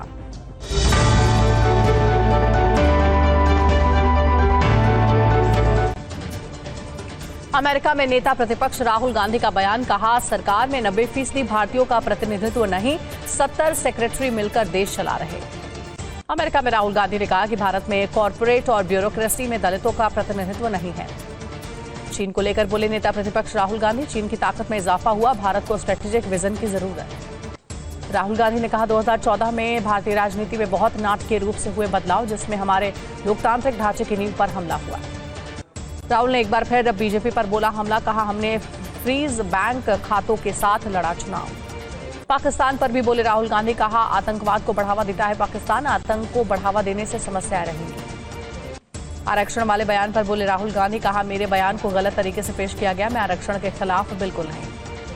अमेरिका में सिखों पर राहुल के दिए बयान पर बीजेपी का जवाब, कहा राहुल गांधी को शब्दों के इस्तेमाल की समझ नहीं, खतरनाक नैरेटिव गढ़ रहे राहुल गांधी पर हरसिमरत कौर बादल का हमला, कहा कांग्रेस के हाथ सिखों के नरसंहार के खून से रंगे, 1984 के लिए सिखों से माफी मांगे राहुल। सिख समुदाय पर राहुल गांधी के बयान पर बीजेपी नेता अनुराग ठाकुर का पलटवार, कहा राहुल प्रतिष्ठित पद पर रहने के बाद भी गैर जिम्मेदाराना बयान देते रहेंगे। राहुल के आरक्षण वाले बयान पर बीजेपी का वार, रविशंकर बोले संविधान की रक्षा का ढकोसला कर रहे हैं राहुल। रविशंकर प्रसाद ने कहा है कांग्रेस पार्टी में राहुल के लिए एक आरक्षण विरोधी है कांग्रेस पार्टी। हरियाणा में आम आदमी पार्टी की तीसरी लिस्ट जारी, आपने 11 उम्मीदवारों के नामों का ऐलान किया। आपकी तीसरी लिस्ट में राठौर से भीम सिंह राठी को मिला है टिकट। कल ही आम आदमी पार्टी में शामिल हुए थे भीम सिंह। आम आदमी पार्टी उम्मीदवार अनुराग ढांडा आज कलायत में करेंगे नामांकन। मनीष सिसोदिया नामांकन में होंगे शामिल। हरियाणा में आज हो सकती है कैबिनेट की बैठक। विधानसभा भंग करने का हो सकता है फैसला। सूत्रों के हवाले से खबर। आज हरियाणा में आम आदमी पार्टी के प्रत्याशी भरेंगे नामांकन। पंजाब सरकार के कई मंत्री रहेंगे मौजूद।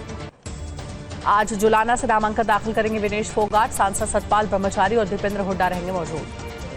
हरियाणा में गठबंधन पर बोले कांग्रेस नेता केसी वेणुगोपाल का गठबंधन और उम्मीदवारों पर अंतिम फैसला जल्द होगा। TV9 भारतवर्ष से बोले कांग्रेस नेता केसी वेणुगोपाल, हमारे बीच चर्चाओं का दौर जारी है। आम आदमी पार्टी का फैसला एक तरफा। चुनाव से पहले कुमारी सैलजा का TV9 पर बड़ा दावा, कहा मैं मुख्यमंत्री बनना चाहती हूं। हरियाणा में दलित सीएम क्यों नहीं संभव। हरियाणा की जुलाना विधानसभा सीट से बीजेपी ने कैप्टन योगेश बैरागी को मैदान में उतारा। विनेश फोगाट से होगी टक्कर। हिमाचल के संजौली में लाठीचार्ज के विरोध में कल शिमला बंद। व्यापार मंडल ने दोपहर तक दुकानें बंद रखने का ऐलान किया।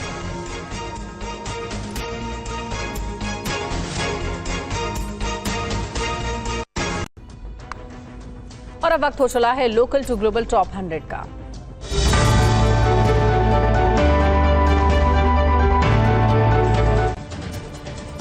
अमेरिका में नेता प्रतिपक्ष राहुल गांधी का बयान, कहा सरकार में 90% भारतीयों का प्रतिनिधित्व नहीं, 70 सेक्रेटरी मिलकर देश चला रहे। अमेरिका में राहुल गांधी ने कहा कि भारत में कॉर्पोरेट और ब्यूरोक्रेसी में दलितों का प्रतिनिधित्व नहीं है। चीन को लेकर बोले नेता प्रतिपक्ष राहुल गांधी, चीन की ताकत में इजाफा हुआ, भारत को स्ट्रेटेजिक विजन की जरूरत। राहुल गांधी ने कहा 2014 में भारतीय राजनीति में बहुत नाटकीय रूप से हुए बदलाव, जिसमें हमारे लोकतांत्रिक ढांचे की नींव पर हमला हुआ। राहुल ने एक बार फिर बीजेपी पर बोला हमला, कहा हमने फ्रीज बैंक खातों के साथ लड़ा चुनाव। पाकिस्तान पर भी बोले राहुल गांधी, कहा आतंकवाद को बढ़ावा देता है पाकिस्तान, आतंक को बढ़ावा देने से समस्याएं रहेंगी। आरक्षण वाले बयान पर बोले राहुल गांधी, कहा मेरे बयान को गलत तरीके से पेश किया गया, मैं आरक्षण के खिलाफ बिल्कुल नहीं।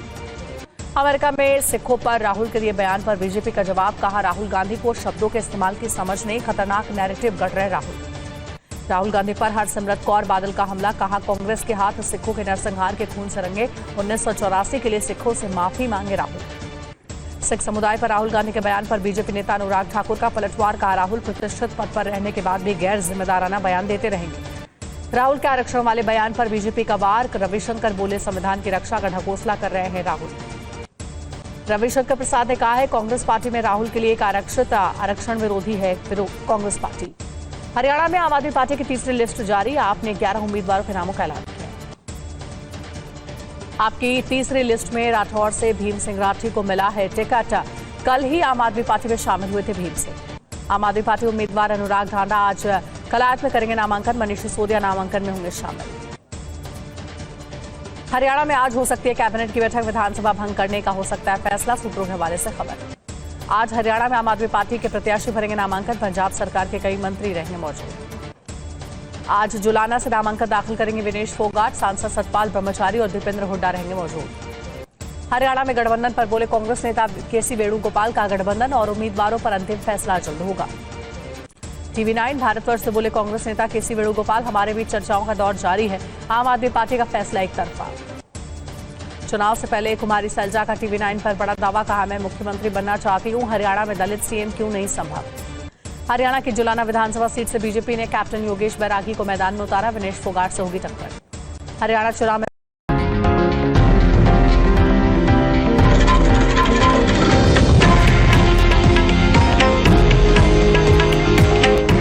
ये है देश का नंबर 1 न्यूज नेटवर्क और आप देख रहे हैं TV9 भारतवर्ष। फिक्र आपकी, परवाह देश की। को powered by Anmol butter bake biscuit, इतना बटरी के दिल पिघल जाए।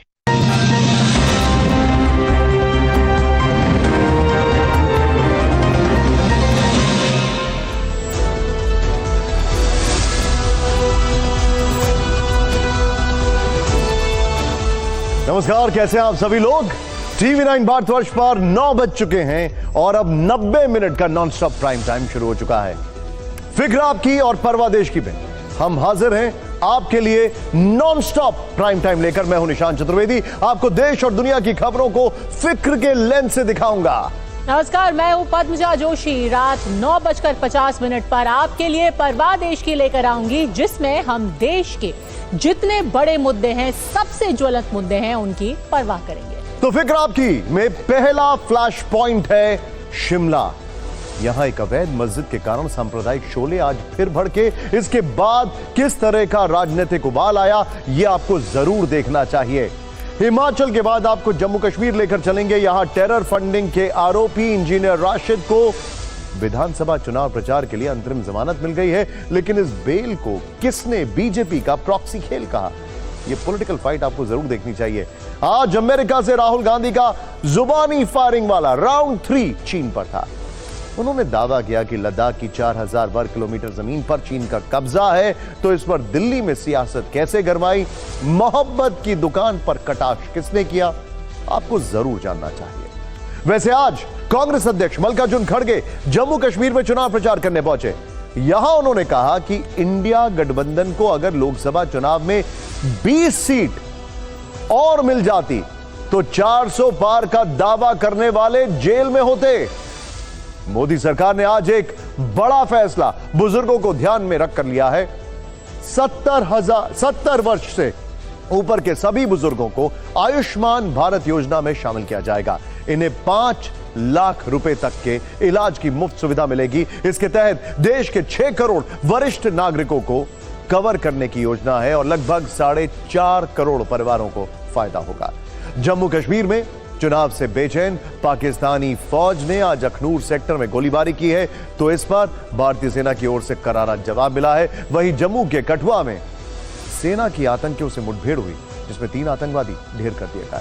और हमने कमला हैरिस और डोनाल्ड ट्रंप के बीच हुई पहली प्रेसिडेंशियल डिबेट की फाइल भी तैयार की है। 90 मिनट की इस डिबेट को कमला हैरिस ने कैसे जीता और ट्रंप खेमे में कितनी खलबली है, इस पर फिक्र की रिपोर्ट तैयार है। खलबली की बात कर रहे हैं तो परवाह देश की में भी हमने जो 3 खबरें चुनी हैं, उसमें सबसे पहली खबर है कि कैसे हिमाचल प्रदेश में खलबली मची हुई है। 3 जरूरी खबरें और तीनों आपको देखनी चाहिए। पहले और सबसे बड़ी खबर डेमोग्राफी से जुड़ी है, जिसे लेकर 2 पहाड़ी राज्यों यानी कि हिमाचल प्रदेश और उत्तराखंड में हंगामा खलबली है। हिमाचल में लोग अवैध मस्जिद के खिलाफ आक्रोशित है। सवाल यह है कि डेमोग्राफी आखिर है क्या, इसके बदलने से क्या खतरा है, सारे सवालों का जवाब आपको मिलेगा 9:50 पर। दूसरी खबर रूस और यूक्रेन के युद्ध से जुड़ी है, जिसे रोकने के लिए भारत ने युद्ध विराम का फॉर्मूला दिया है। आखिर कैसे पीएम मोदी की 4 सूत्रीय नीति शांति का रास्ता तैयार कर सकती है, इसे आप रात 10:05 पर देखिएगा। और पाकिस्तान में इन दिनों हर जगह तेरा यार मेरा यार, कैदी नंबर 804 के नारे गूंज रहे हैं। आखिर कौन है ये कैदी नंबर 804 और क्यों इस नारे से पाकिस्तान सरकार और सेना भी डर गई है? परवाह देश की में आज आपको दिखाएंगे कि एक नारे से कैसे पाकिस्तान में आया दमन काल। लेकिन अभी वक्त छोटे से ब्रेक का हो गया है और हमेशा की तरह ब्रेक के बाद निशांत के साथ फिक्र आपकी को विस्तार से देखेंगे।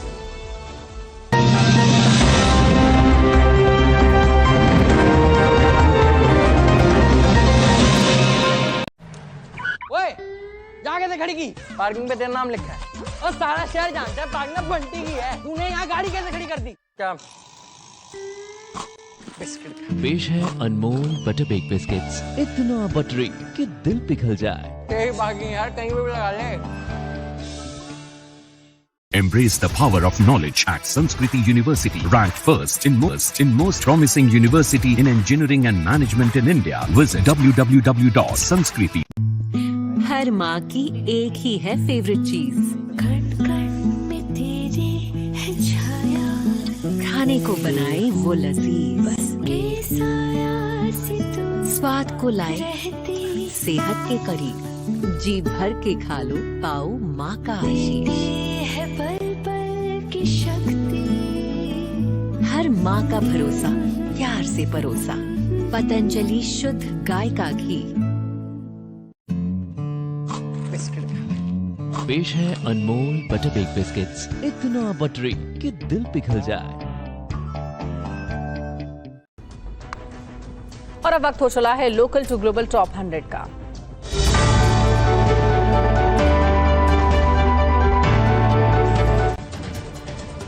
अमेरिका में नेता प्रतिपक्ष राहुल गांधी का बयान, कहा सरकार में 90% भारतीयों का प्रतिनिधित्व नहीं, 70 सेक्रेटरी मिलकर देश चला रहे।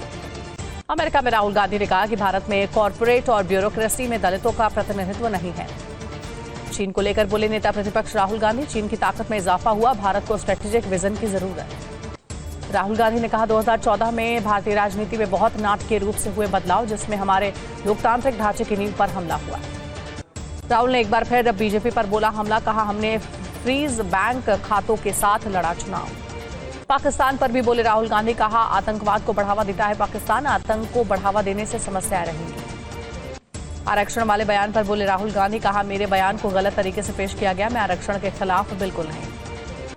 अमेरिका में सिखों पर राहुल के दिए बयान पर बीजेपी का जवाब, कहा राहुल गांधी को शब्दों के इस्तेमाल की समझ नहीं, खतरनाक नैरेटिव गढ़ रहे राहुल गांधी पर हरसिमरत कौर बादल का हमला, कहा कांग्रेस के हाथ सिखों के नरसंहार के खून से रंगे, 1984 के लिए सिखों से माफी मांगे राहुल। सिख समुदाय पर राहुल गांधी के बयान पर बीजेपी नेता अनुराग ठाकुर का पलटवार, कहा राहुल प्रतिष्ठित पद पर रहने के बाद भी गैर जिम्मेदाराना बयान देते रहेंगे। राहुल के आरक्षण वाले बयान पर बीजेपी का वार, रविशंकर बोले संविधान की रक्षा का ढकोसला कर रहे हैं राहुल। रविशंकर प्रसाद ने कहा है कांग्रेस पार्टी में राहुल के लिए एक आरक्षण विरोधी है कांग्रेस पार्टी। हरियाणा में आम आदमी पार्टी की तीसरी लिस्ट जारी, आपने 11 उम्मीदवारों के नामों का ऐलान किया। आपकी तीसरी लिस्ट में राठौर से भीम सिंह राठी को मिला है टिकट। कल ही आम आदमी पार्टी में शामिल हुए थे भीम सिंह। आम आदमी पार्टी उम्मीदवार अनुराग ढांडा आज कलायत में करेंगे नामांकन, मनीष सिसोदिया नामांकन में होंगे शामिल। हरियाणा में आज हो सकती है कैबिनेट की बैठक, विधानसभा भंग करने का हो सकता है फैसला, सूत्रों के हवाले से खबर। आज हरियाणा में आम आदमी पार्टी के प्रत्याशी भरेंगे नामांकन, पंजाब सरकार के कई मंत्री रहेंगे मौजूद। आज जुलाना से नामांकन दाखिल करेंगे विनेश फोगाट, सांसद सतपाल ब्रह्मचारी और दीपेंद्र हुड्डा रहेंगे मौजूद। हरियाणा में गठबंधन पर बोले कांग्रेस नेता केसी वेणुगोपाल, का गठबंधन और उम्मीदवारों पर अंतिम फैसला जल्द होगा। TV9 भारतवर्ष से बोले कांग्रेस नेता केसी वेणुगोपाल, हमारे बीच चर्चाओं का दौर जारी है, आम आदमी पार्टी का फैसला एक तरफा। चुनाव से पहले कुमारी सैलजा का TV9 पर बड़ा दावा, कहा मैं मुख्यमंत्री बनना चाहती हूं, हरियाणा में दलित सीएम क्यों नहीं संभव। हरियाणा की जुलाना विधानसभा सीट से बीजेपी ने कैप्टन योगेश बैरागी को मैदान में उतारा, विनेश फोगाट से होगी टक्कर। हरियाणा चुनाव में सबसे हाई प्रोफाइल सीट बनी लाडवा, कांग्रेस विधायक मेवा सिंह ने दी सीएम नायब सैनी को हराने की चुनौती। जम्मू कश्मीर चुनाव में आतंकी हमले का अंदेशा, खुफिया एजेंसियों ने जारी किए 5 अलर्ट, बड़ी राजनीतिक पार्टियों के कार्यकर्ताओं पर हो सकते हैं हमले। कैलाश कुंड यात्रा पर भी आतंकियों की नजर, सुरक्षा बलों पुलिस पर आतंकी हमले की साजिश, चुनाव में AK-47 हैंड ग्रेनेड से हमले का अलर्ट। कांग्रेस प्रत्याशी वकार रसूल का उमर अब्दुल्ला पर हमला, कहा कटोरा लेकर भीख मांग रहे उमर। सज्जाद गनी लोन का पाकिस्तान पर बयान, कहा जब दोनों तरफ से राजनेता की भूमिका होगी तो इसे हल होने में 1 साल से ज्यादा समय नहीं लगेगा। 17 सितंबर को 3 शहरों का दौरा करेंगे पीएम मोदी, सूत्रों के मुताबिक बनारस, भुवनेश्वर और नागपुर जाएंगे पीएम। आज सेमिकॉन इंडिया 2024 का उद्घाटन करेंगे पीएम मोदी, ग्रेटर नोएडा के इंडिया एक्सपो मार्ट में कार्यक्रम। पीएम मोदी ने सेमीकंडक्टर एग्जीक्यूटिव की बैठक की अध्यक्षता की, बैठक में मौजूद रहे सीईओ ने की मोदी के विजन की तारीफ। पीएम मोदी ने अनुसंधान नेशनल रिसर्च फाउंडेशन की बैठक की अध्यक्षता की, कहा देश में वैज्ञानिकों को संसाधनों की कमी नहीं होगी। आज अमेरिका भारत व्यापार परिषद के भारत विचार शिखर सम्मेलन को संबोधित करेंगे अमित शाह। दिल्ली के मद्रासी कैंप पर नहीं चलेगा बुलडोजर, हाईकोर्ट ने लगाई अंतरिम रोक। मद्रासी कैंप को लेकर आम आदमी पार्टी का दिल्ली के LG पर हमला, कहा लोगों का आशियाना उजाड़ कर पिकनिक स्पॉट बनाना चाहता।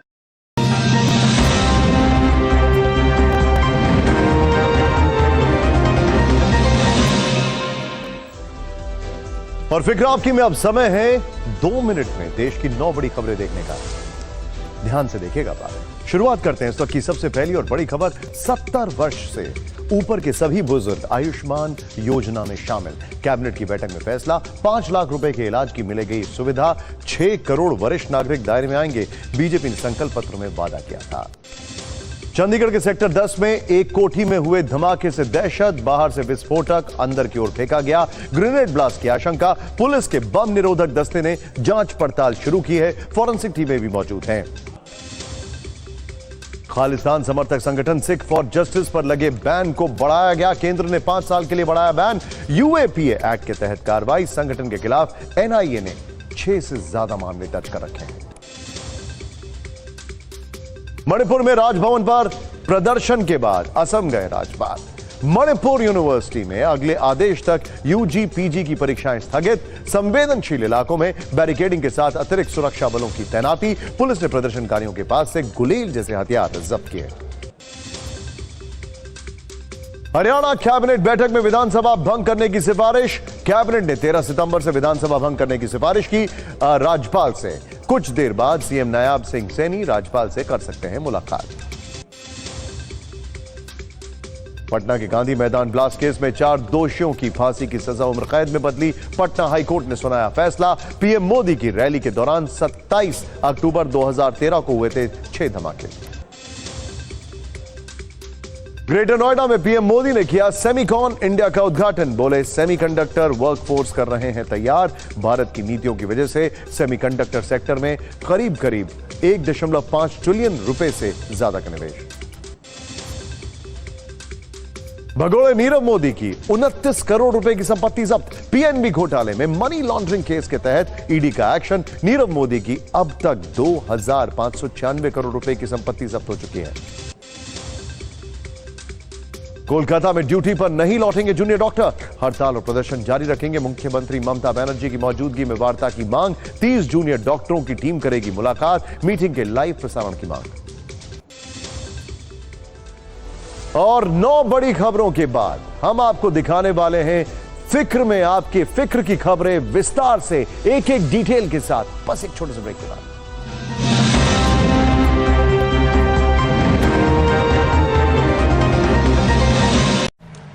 ओए, जा कैसे खड़ी की? पार्किंग पे तेरा नाम लिखा है। और सारा शहर जानता है पार्किंग ना बंटी की है। तूने यहाँ गाड़ी कैसे खड़ी कर दी? क्या? पेश है अनमोल बटर बेक बिस्किट्स, इतना बटरी कि दिल पिघल जाए। कहीं पार्किंग यार, कहीं भी लगा ले। Embrace the power of knowledge at Sanskriti University, ranked first in most promising university in engineering and management in India. Visit www.sanskriti. पेश है अनमोल बटर बेक बिस्किट्स, इतना बटरी कि दिल पिघल जाए। और अब वक्त हो चला है लोकल टू ग्लोबल टॉप 100 का।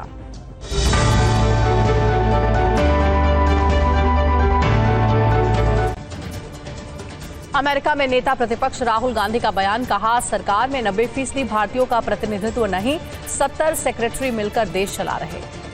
अमेरिका में राहुल गांधी ने कहा कि भारत में कॉरपोरेट और ब्यूरोक्रेसी में दलितों का प्रतिनिधित्व नहीं है। चीन को लेकर बोले नेता प्रतिपक्ष राहुल गांधी, चीन की ताकत में इजाफा हुआ, भारत को स्ट्रेटेजिक विजन की जरूरत है। राहुल गांधी ने कहा 2014 में भारतीय राजनीति में बहुत नाटकीय रूप से हुए बदलाव, जिसमें हमारे लोकतांत्रिक ढांचे की नींव पर हमला हुआ। राहुल ने एक बार फिर बीजेपी पर बोला हमला, कहा हमने फ्रीज बैंक खातों के साथ लड़ा चुनाव। पाकिस्तान पर भी बोले राहुल गांधी, कहा आतंकवाद को बढ़ावा देता है पाकिस्तान, आतंक को बढ़ावा देने से समस्याएं रहेंगी। आरक्षण वाले बयान पर बोले राहुल गांधी, कहा मेरे बयान को गलत तरीके से पेश किया गया, मैं आरक्षण के खिलाफ बिल्कुल नहीं। अमेरिका में सिखों पर राहुल के दिए बयान पर बीजेपी का जवाब, कहा राहुल गांधी को शब्दों के इस्तेमाल की समझ नहीं, खतरनाक नैरेटिव गढ़ रहे राहुल गांधी पर हरसिमरत कौर बादल का हमला, कहा कांग्रेस के हाथ सिखों के नरसंहार के खून से रंगे, 1984 के लिए सिखों से माफी मांगे राहुल। सिख समुदाय पर राहुल गांधी के बयान पर बीजेपी नेता अनुराग ठाकुर का पलटवार, कहा राहुल प्रतिष्ठित पद पर रहने के बाद भी गैर जिम्मेदाराना बयान देते रहेंगे। राहुल के आरक्षण वाले बयान पर बीजेपी का वार, रविशंकर बोले संविधान की रक्षा का ढकोसला कर रहे हैं राहुल। रविशंकर प्रसाद ने कहा है कांग्रेस पार्टी में राहुल के लिए एक आरक्षण विरोधी है कांग्रेस पार्टी। हरियाणा में आम आदमी पार्टी की तीसरी लिस्ट जारी, आपने 11 उम्मीदवारों के नामों का ऐलान किया। आपकी तीसरी लिस्ट में राठौर से भीम सिंह राठी को मिला है टिकट। कल ही आम आदमी पार्टी में शामिल हुए थे भीम सिंह। आम आदमी पार्टी उम्मीदवार अनुराग ढांडा आज कलायत में करेंगे नामांकन, मनीष सिसोदिया नामांकन में होंगे शामिल। हरियाणा में आज हो सकती है कैबिनेट की बैठक, विधानसभा भंग करने का हो सकता है फैसला, सूत्रों के हवाले से खबर। आज हरियाणा में आम आदमी पार्टी के प्रत्याशी भरेंगे नामांकन, पंजाब सरकार के कई मंत्री रहेंगे मौजूद। आज जुलाना से नामांकन दाखिल करेंगे विनेश फोगाट, सांसद सतपाल ब्रह्मचारी और दीपेंद्र हुड्डा रहेंगे मौजूद। हरियाणा में गठबंधन पर बोले कांग्रेस नेता केसी वेणुगोपाल, का गठबंधन और उम्मीदवारों पर अंतिम फैसला जल्द होगा। TV9 भारतवर्ष से बोले कांग्रेस नेता केसी वेणुगोपाल, हमारे बीच चर्चाओं का दौर जारी है, आम आदमी पार्टी का फैसला एक तरफा। चुनाव से पहले कुमारी सैलजा का TV9 पर बड़ा दावा, कहा मैं मुख्यमंत्री बनना चाहती हूं, हरियाणा में दलित सीएम क्यों नहीं संभव। हरियाणा की जुलाना विधानसभा सीट से बीजेपी ने कैप्टन योगेश बैरागी को मैदान में उतारा, विनेश फोगाट से होगी टक्कर। हरियाणा चुनाव में सबसे हाई प्रोफाइल सीट बनी लाडवा, कांग्रेस विधायक मेवा सिंह ने दी सीएम नायब सैनिक को हराने की चुनौती। जम्मू कश्मीर चुनाव में आतंकी हमले का अंदेशा, खुफिया एजेंसियों ने जारी किए 5 अलर्ट, बड़ी राजनीतिक पार्टियों के कार्यकर्ताओं पर हो सकते हैं हमले।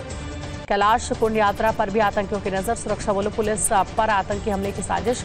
चुनाव में AK-47 हैंड ग्रेनेड से हमले का अलर्ट। कांग्रेस प्रत्याशी वकार रसूल का उमर अब्दुल्ला पर हमला, कहा कटोरा लेकर भीख मांग रहे उमर।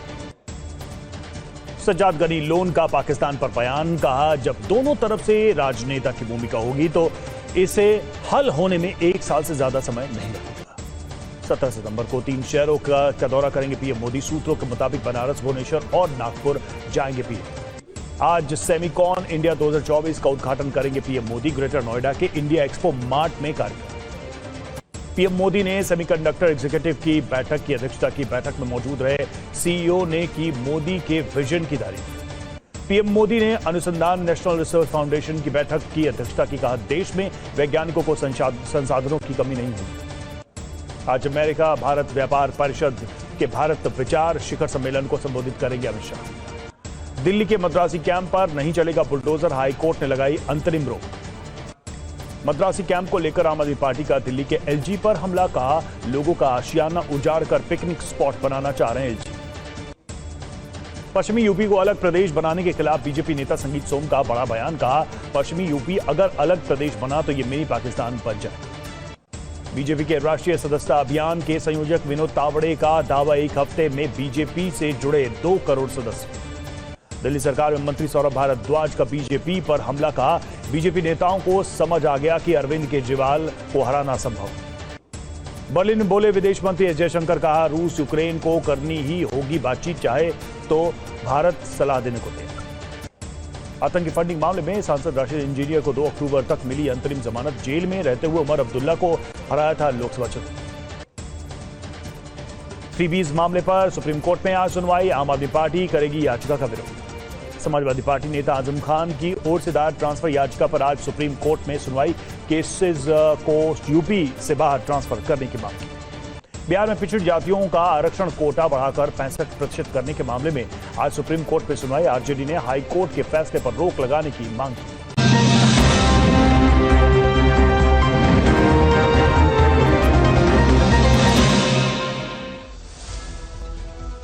ब्रेक के बाद आपका एक बार फिर स्वागत है। अब शुरुआत करते हैं फिक्र आपकी में आज की पहली बड़ी खबर से।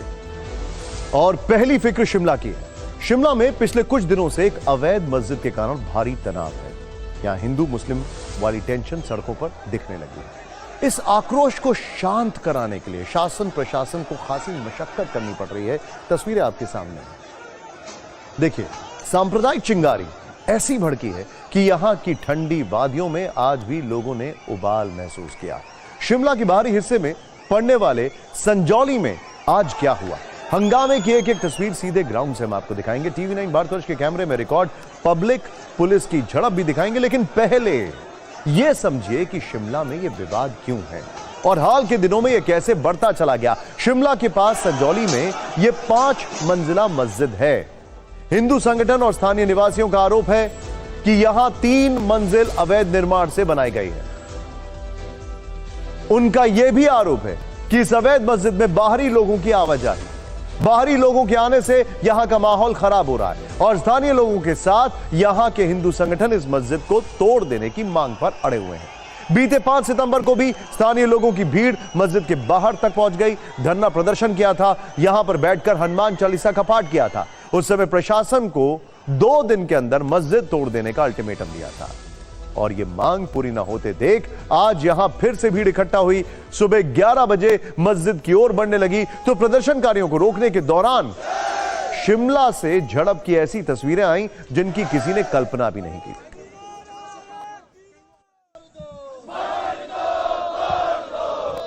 शिमला में आज सुबह का अधिकतम तापमान 20 डिग्री के आसपास था, लेकिन सांप्रदायिक पारा काफी चढ़ा हुआ था। इसकी वजह एक अवैध मस्जिद है।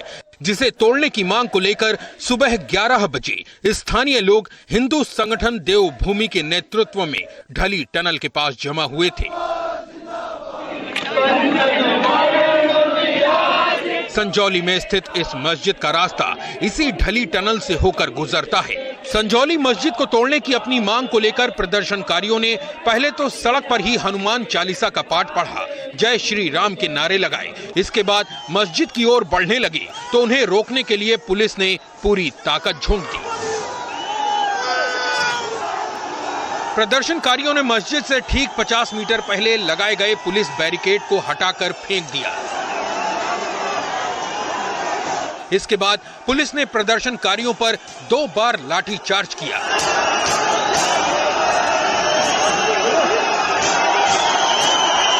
इस दौरान पुलिस ने वाटर कैनन का भी इस्तेमाल किया। पानी की बौछारों से प्रदर्शनकारियों को रोकने की कोशिश की। इससे नाराज प्रदर्शनकारियों ने पुलिस पर पथराव किया। इस पत्थरबाजी की घटना में दोनों तरफ से कुछ लोग घायल हुए हैं।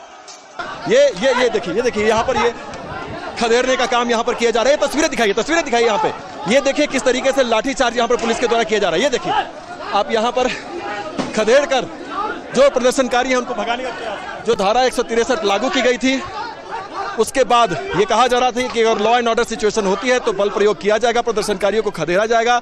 और वही तस्वीर जो है यहाँ पर लाठीचार्ज शुरू हो गया है। अगर हिंदू भड़क गया तो एक भी जेल ऐसी नहीं रहेगी हिमाचल में जो भरेगी नहीं। हमारे भाइयों के मुंह से खून निकाले जा रहे हैं। और किसी का सिर फाड़ दिया खून, हम लोग नहीं रखते हैं, हमें भी 2 हथियार हम चलाते हैं। फिर हम लोग को क्या चूड़ियां थोड़ी पहनी हुई हम लोगों ने।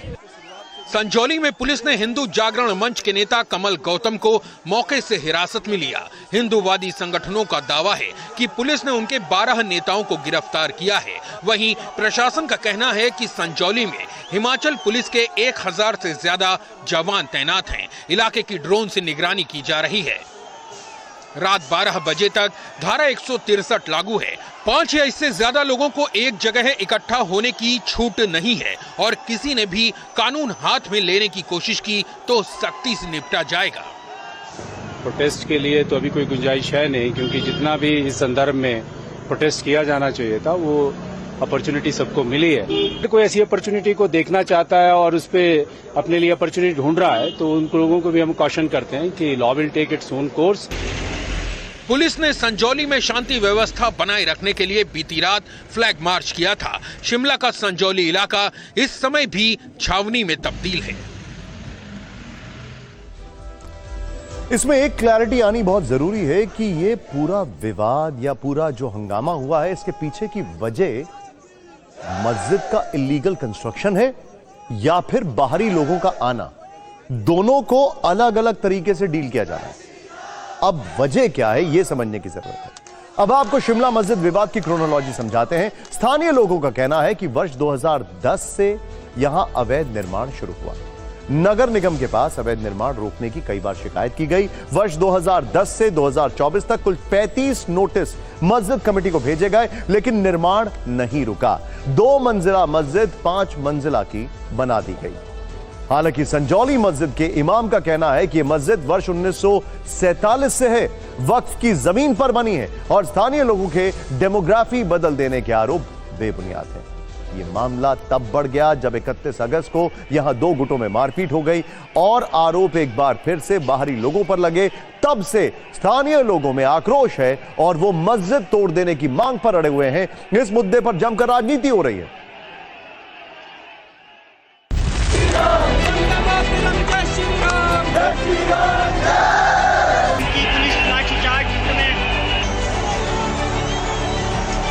Himachal Pradesh is not a banana republic, जहां पर सेंटिमेंट्स पे ही सरकार कार्य कर ले, ऐसा नहीं हो सकता है। अगर ये अवैध पाया जाता है तो निश्चित तौर से इसको डिमोलिश किया जाएगा, मगर हमें कानून की प्रक्रिया को सर्वश्रेष्ठ रखना है। अगर अनऑथराइज कंस्ट्रक्शन है तो निश्चित रूप से प्रयास करिए कि इस काम का इस समस्या का समाधान जल्दी से हो सके। और जिस तरह से सरकार दबाव डाल करके कोशिश करने की फिराक में लग रही है, इस सारे मामले को रफा दफा करने की कोशिश कर रही है। लेकिन इस इलीगल कंस्ट्रक्शन को बढ़ने के लिए जिम्मेदार कौन है? क्योंकि इससे पहले तो बीजेपी की सरकार थी और ये कंस्ट्रक्शन 10, 15 या 10 या 14 साल से होता जा रहा है। नगर निगम के पास मामला था, नोटिस दिए गए, मामला कोर्ट में भी गया, फिर जिम्मेदारी किसकी? खैर, इस पूरी खबर को बहुत फाइन डिटेल से, एकदम माइक्रोस्कोपिक डिटेल से हम आपको दिखाने वाले हैं 10 बजने में 10 मिनट पर, यानी 9:50 पर परवा देश की जो हमारा खास प्रोग्राम है पद्मजा के साथ, उसमें आप इसको देखिएगा। लेकिन शिमला के बाद रुक करते हैं एक और जगह जहां ठंडी हवाएं बहती हैं, लेकिन मामला चुनावी गर्मी का है। जम्मू कश्मीर का जिक्र कर रहे हैं, जहां इन दिनों चुनावी मौसम वाली गर्मी चल रही है। इस गर्मी को अवामी इत्तेहाद पार्टी AIP के नेता इंजीनियर राशिद की अंतरिम जमानत ने और बढ़ा दिया है। आज इंजीनियर राशिद अंतरिम जमानत मिलने के बाद तिहाड़ जेल से बाहर आ गए। वर्ष 2019 से तिहाड़ जेल में बंद इंजीनियर राशिद को NIA कोर्ट से अंतरिम जमानत मिली है। वो 2 अक्टूबर तक अंतरिम जमानत पर रहेंगे और जम्मू कश्मीर विधानसभा चुनाव में प्रचार कर सकेंगे। यहां गौर करने वाली बात यह है कि जम्मू कश्मीर में 1 अक्टूबर को वोटिंग होनी है और जमानत की शर्त के अनुसार उसके अगले ही दिन उनको फिर से तिहाड़ जेल जाना पड़ेगा। इंजीनियर राशिद की पूरी राजनीतिक फाइल हम आपको आगे दिखाएंगे, लेकिन पहले उनकी जमानत पर जम्मू कश्मीर में शुरू हुए सियासी कलेश का विश्लेषण करते हैं। ध्यान से देखिएगा एक एक चीज। इंजीनियर राशिद को अंतरिम जमानत से जहां उनकी पार्टी में जश्न है, वहीं नेशनल कॉन्फ्रेंस और पीडीपी की टेंशन बढ़ गई है। नेशनल कॉन्फ्रेंस और पीडीपी को इंजीनियर राशिद की अंतरिम जमानत में बीजेपी का चुनावी गेम दिख रहा है, क्योंकि इंजीनियर राशिद वो नेता है जिन्होंने लोकसभा चुनाव में निर्दलीय उम्मीदवार के तौर पर बारामूला सीट से पूर्व सीएम ओमर अब्दुल्ला को भारी मतों से शिकस्त दी। और अब पीडीपी और एनसी अंतरिम जमानत की टाइमिंग का हवाला देते हुए आरोप लगा रहे हैं कि बीजेपी ने चुनावी फायदा देखते हुए वोट काटने की नीयत से इंजीनियर राशिद को रिहा कराया है। इंजीनियर राशिद बीजेपी की प्रॉक्सी टीम है, यह आरोप लगाया जा रहा है। इंजीनियर राशिद को एजेंसियों से फंडिंग होती है, यह आरोप लगाया जा रहा है। इंजीनियर राशिद की पार्टी के लिए उम्मीदवार भी एजेंसियों ने खड़े किए, यह आरोप लगाया जा रहा है। इंजीनियर राशिद के पास इतना पैसा और गाड़ियां कहां से आती हैं, यह आरोप लगाया जा रहा है सवालों के तौर पर। इंजीनियर राशिद की जमानत पर जम्मू कश्मीर के सियासी गलियारों में शुरू हुई जुबानी जंग पर हमने एक न्यूज रील तैयार की है। पहले आप ये चिंगारी भरे बयान सुनिए, इसके बाद इंजीनियर राशिद की राजनीतिक फाइल आपके सामने।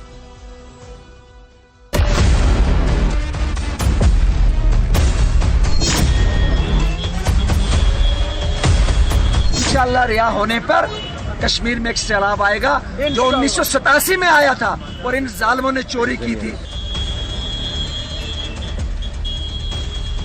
देखिए शक तो होता है क्योंकि अभी तक उनको रिलीज नहीं किया और इंजीनियर साहब न सिर्फ खुद जेल से इलेक्शन लड़े बल्कि उनको कैंडिडेट ढूंढने की भी जरूरत नहीं पड़ती। एजेंसीज खुद उनके कैंडिडेटों का इंतखाब करके उनको मैदान में खड़ा करती है वोट काटने के लिए। तो इतना पैसा कहाँ से आता है? हमारे पास तो हमारे कैंडिडेट्स के पास कोई, उनके पास इतना पैसा कहाँ से आता है? गाड़ियाँ कहाँ से आती है? वो तो खुद जेल में थे, ये कैंडिडेट किसने खड़े की? ये सोचने वाली बात है। जहाँ तक छूटने की बात है, मैं तो सिर्फ एक बात पे हैरान होता हूँ कि ये बीजेपी वाले एक ज़बान में कभी बात कर नहीं सकते। ये अलग अलग अंदाज से बात करते हैं। जब इसी तरह इजाज़त अरविंद केजरीवाल को दी गई थी, उस वक्त बीजेपी ने पूरे मुल्क में उसकी मुखालफत की। जब इंजीनियर रशीद को बिल्कुल इसी तरह सिर्फ इलेक्शन के लिए छोड़ दिया गया, तो इस चीज़ का इस्तिकबाल बीजेपी ने किया। तो कहीं ना कहीं दाल में कुछ काला तो नज़र ही आ रहा है। बहुत सारे हमारे पॉलिटिकल अपोनेंट्स ये कहते हैं कि भारतीय जनता पार्टी ने अपने वोट काटने के लिए इंजीनियर रशीद को बाहर छोड़ दिया। तो मुझे लगता है कि ये कहीं ना कहीं जो है इल्ज़ाम तराशी जो काम है नेशनल कॉन्फ्रेंस का है, उनको कहीं ना कहीं लगता है कि engineer Rashid is a threat, because we have seen कि यहाँ पे नॉर्थ कश्मीर में इंजीनियर रशीद ने कैसे former chief minister Omar Abdullah साहब को शिकस्त दे दी। आज इनको लगता है कि इंजीनियर रशीद जो है आज बेल पे आ रहे हैं, बाहर आ रहे हैं, तो रीजनल पॉलिटिकल पार्टीज को कहीं ना कहीं थ्रेट लग रहा है। जितना खुश इंजीनियर रशीद साहब के बाहर निकलने से बीजेपी के स्पोक्स पर्सन्स हो रहे हैं, इतना खुश शायद उनकी अपनी पार्टी के कारकुन नहीं हो रहे हैं।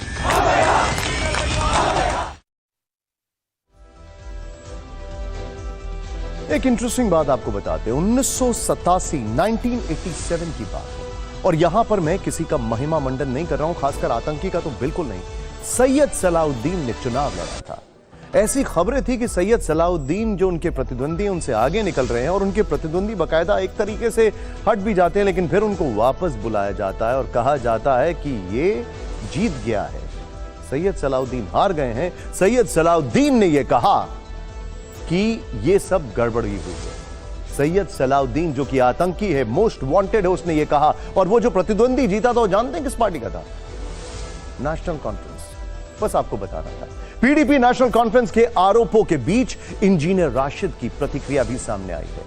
उन्होंने जेल से बाहर आते ही सभी आरोपों को खारिज करते हुए कहा कि मुझे उनसे किसी तरह के सर्टिफिकेट की जरूरत नहीं है। क्या बदलाव कश्मीर में होने जा रहा है विधानसभा चुनाव में आपकी मौजूदगी में? लेट द पीपल डिसाइड, लोग डिसाइड करेंगे।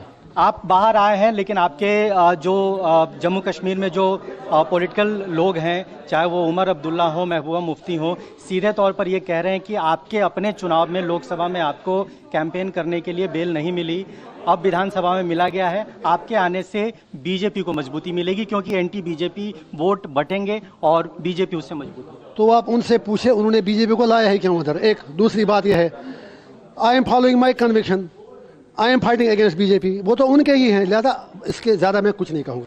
जो बंदा 5.5 साल तिहाड़ जेल में मर रहा है और वो लोग वहाँ पर मज़े ले रहे हैं, प्रॉक्सी मैं हूँ। ये आसमान को थूकने वाली बात है उनके लिए। देखिए, आप ये जानना जरूर चाहेंगे कि पीडीपी और नेशनल कॉन्फ्रेंस को इस इंसान से फिक्र क्यों हो रही है। क्यों फिक्र? उसकी दो वजह। पहले तो लोकसभा चुनाव में जीत, और दूसरी वजह इस व्यक्ति की जो पार्टी है एआईपी, उसने करीब 34 कैंडिडेट्स खड़े किए हैं। एक ने शायद विड्रॉ कर लिया है। अब यह एक बहुत बड़ा नंबर है और इसका इंपैक्ट भी हो सकता है। जम्मू कश्मीर की पूरी राजनीति इन दिनों जिस इंजीनियर राशिद के इर्द गिर्द गर्म है, उस इंजीनियर राशिद का सियासी कद क्या है, अब उसकी फिक्र वाली राजनीतिक फाइल खोलते हैं। अब्दुल राशिद उर्फ इंजीनियर राशिद उत्तरी कश्मीर के लंगेट से 2 बार के पूर्व विधायक हैं। मौजूदा समय में वो बारामूला से निर्दलीय सांसद हैं, जहां उन्होंने जम्मू कश्मीर के पूर्व मुख्यमंत्री ओमर अब्दुल्ला को रिकॉर्ड वोटों से हराकर जीत हासिल की। इंजीनियर राशिद को 4,72,000 वोट मिले थे, जबकि उमर अब्दुल्ला को 2,68,000 वोट मिले। यानी उमर जैसे कद्दावर नेता को उन्होंने 2 लाख से ज्यादा वोटों से हराया था। इंजीनियर राशिद ने तिहाड़ जेल में रहकर ही लोकसभा का चुनाव लड़ा था। माना जाता है कि उन्हें सिंपैथी यानी सहानुभूति वाले वोटों का लाभ मिला। मौजूदा विधानसभा चुनावों में इंजीनियर राशिद की पार्टी एआईपी ने अब तक 34 सीटों पर उम्मीदवार खड़े किए हैं। अब एक ने शायद विड्रॉ कर लिया। इनमें ज्यादातर सीटें घाटी में आती हैं। घाटी के इलाके में पीडीपी और नेशनल कॉन्फ्रेंस की पकड़ मजबूत मानी जाती है। ऐसे में उन्हें डर है कि एआईपी के उम्मीदवार उनका वोट काटेंगे और इसका फायदा बीजेपी को मिल सकता है। इसीलिए उन्हें इंजीनियर राशिद की अंतरिम जमानत में बीजेपी का चुनावी प्रयोग दिखाई दे रहा है। इंजीनियर राशिद पर 2017 में टेरर फंडिंग के आरोपों के तहत केस दर्ज किया गया। गिरफ्तारी के बाद वर्ष 2019 में वो तिहाड़ जेल में बंद है। इंजीनियर राशिद ने लोकसभा चुनाव में जिस तरह उमर अब्दुल्ला का खेल बिगाड़ा था, क्या विधानसभा चुनाव में भी वो पीडीपी नेशनल कॉन्फ्रेंस को वोट वाली चोट दे सकते हैं? अब इसका विश्लेषण करते हैं। जम्मू कश्मीर की राजनीति को समझने वाले पॉलिटिकल पंडित मानते हैं कि इंजीनियर राशिद को जो फायदा लोकसभा चुनाव में मिला था, वो फैक्टर विधानसभा चुनाव में शायद काम ना करे। बड़ा इंटरेस्टिंग है, ध्यान से देखिएगा। लोकसभा चुनाव के दौरान राशिद को जो सिंपैथी वोट मिला, अब उसमें गिरावट आने की संभावना है। इस संभावना के पीछे एक घटनाक्रम का हवाला दिया जा रहा है। दरअसल इंजीनियर राशिद के भाई खुर्शीद अहमद शेख सरकारी शिक्षक की नौकरी छोड़कर चुनाव में किस्मत आजमा रहे हैं। वो एआईपी के टिकट पर लंगेट सीट से चुनाव लड़ रहे हैं। लंगेट सीट से ही इंजीनियर राशिद 2 बार विधायक रहे हैं। पेच ये है कि इंजीनियर राशिद ने विधायक रहते वादा किया था कि उनके परिवार से कोई भी अन्य राजनीति में नहीं आएगा। अब वो वादे से पलट रहे हैं, जिससे उन्हें नुकसान होने की आशंका है। इसके अलावा पीडीपी और नेशनल कॉन्फ्रेंस आरोप लगा रही है कि हजारों नौजवान लंबे समय से जेलों में बंद हैं, उनकी सुनवाई नहीं हो रही है, जबकि आतंकी गतिविधियों के आरोप में जेल गए इंजीनियर राशिद को चुनाव से पहले अंतरिम जमानत दे दी गई। पीडीपी नेशनल कॉन्फ्रेंस का यह नैरेटिव भी इंजीनियर राशिद के खिलाफ जा सकता है और उनके वोट बैंक को डैमेज कर सकता है। हालांकि इंजीनियर राशिद का बीजेपी से कनेक्शन दिखाना पीडीपी एनसी की चुनावी रणनीति भी हो सकती है, क्योंकि इससे लोगों में संदेश जाएगा कि वो बीजेपी के साथ हैं, जिससे घाटी में उनका पारंपरिक वोट बैंक खिसकने का खतरा है। इंटरेस्टिंग बात क्या है, दोनों ही पार्टियां चाहे वो पीडीपी हो या नेशनल कॉन्फ्रेंस हो, दोनों ही पार्टियां अपने लंबे पॉलिटिकल करियर में बीजेपी का हाथ पकड़ चुकी हैं, छोड़ चुकी हैं। फिलहाल चुनावी मैदान में इंजीनियर राशिद की एंट्री ने जम्मू कश्मीर की वोट फाइट को दिलचस्प बना दिया। खैर, अब चलते हैं कश्मीर से 12,000 किलोमीटर दूर अमेरिका की ओर। देखिए, हम प्रेसिडेंशियल डिबेट की बात नहीं कर रहे हैं, उसको आपको हम जरूर दिखाएंगे अब से कुछ क्षणों के बाद, लेकिन अभी जो बात कर रहे हैं वॉशिंगटन डीसी में राहुल गांधी की राउंड 3 की है, और राउंड 3 ने भी दिल्ली में हलचल मचा दी। पुराने एपिसोड की तरह राहुल के ताजा एपिसोड में भी यूं तो कई मुद्दे हैं, लेकिन हमने आपके लिए वो 3 मसले चुने हैं जिन पर सबसे ज्यादा विवाद हो रहा है। राहुल गांधी के जिन बयानों पर हंगामा है उसमें चीनी सैनिकों की घुसपैठ का जिक्र है, आरक्षण की आग है, और एक तस्वीर है जिसमें वो एक ऐसी अमेरिकी सांसद के साथ खड़े हैं जो अपने पाकिस्तान प्रेम और भारत विरोधी एजेंडा चलाने के लिए काफी कुख्यात हैं। अमेरिकी सांसद पर यह आरोप बीजेपी के हैं। इन 3 मुद्दों पर हम एक एक करके आएंगे। सबसे पहले बात उस बयान की जिस पर बीजेपी आग बबूला है। राहुल गांधी ने वॉशिंगटन डीसी में नेशनल प्रेस क्लब में दावा किया कि चीन ने भारत की 4,000 वर्ग किलोमीटर जमीन पर कब्जा कर लिया। मुझे नहीं लगता है कि मिस्टर मोदी ने चीन को ठीक से हैंडल किया। इस सेशन में उन्होंने यह भी सवाल उठाया कि अगर कोई पड़ोसी देश अमेरिका की 4,000 वर्ग किलोमीटर जमीन पर कब्जा कर ले तो उसकी क्या प्रतिक्रिया होगी। जैसा कि पिछले 2 दिनों से हो रहा है, आज भी वही हुआ। राहुल ने अमेरिका में चीनी घुसपैठ का मुद्दा उठाया और यहां भारत में तीखी प्रतिक्रिया शुरू हो गई। इस बार मोर्चे पर खुद रक्षा मंत्री राजनाथ सिंह उतरे। सोशल मीडिया पर उन्होंने लिखा, राहुल गांधी की बातें भ्रामक और तथ्यों से परे हैं। लगता है मोहब्बत की दुकान चलाते चलाते राहुल जी झूठ की दुकान खोलकर बैठ गए हैं। आप भी राहुल गांधी के उस बयान को सुनिए जिस पर इतना जबरदस्त सियासी दंगल चल रहा है। We've got Chinese troops occupying land the size of Delhi in Ladakh. I think that's a disaster. How would America react if, a neighbor occupied 4,000 square kilometers of your territory? Would any president be able to get away with saying that he's handled that well? So I don't think Mr. Modi's handled China well at all. I think there's no reason Chinese troops should be sitting in our territory. चीन को लेकर राहुल गांधी का बयान आया तो हमने चीन पर दिए राहुल के अब तक के बयानों को ट्रैक किया। यह पहली बार नहीं है जब उन्होंने चीनी घुसपैठ का जिक्र किया हो। भारत में भी अलग अलग मंचों से इसे लेकर वो मोदी सरकार पर हमलावर रहे। अगस्त 2023 में लद्दाख का नाम लेकर उन्होंने कहा था कि चीन ने हमारी जमीन छीन ली है। प्रधानमंत्री का कहना है कि 1 इंच जमीन किसी के कब्जे में नहीं है। यह सरासर गलत है। राहुल का यह बयान पीएम मोदी और शी जिनपिंग की मुलाकात के बाद आया था। पिछले साल सितंबर में उन्होंने कहा था कि चीनियों ने लद्दाख में हमारी जमीन पर कब्जा किया है, सरकार देश को गुमराह कर रही है। जून 2020 में राहुल गांधी से पूछा था कि क्या चीन ने भारत की जमीन पर कब्जा किया है। प्रधानमंत्री सच बताएं।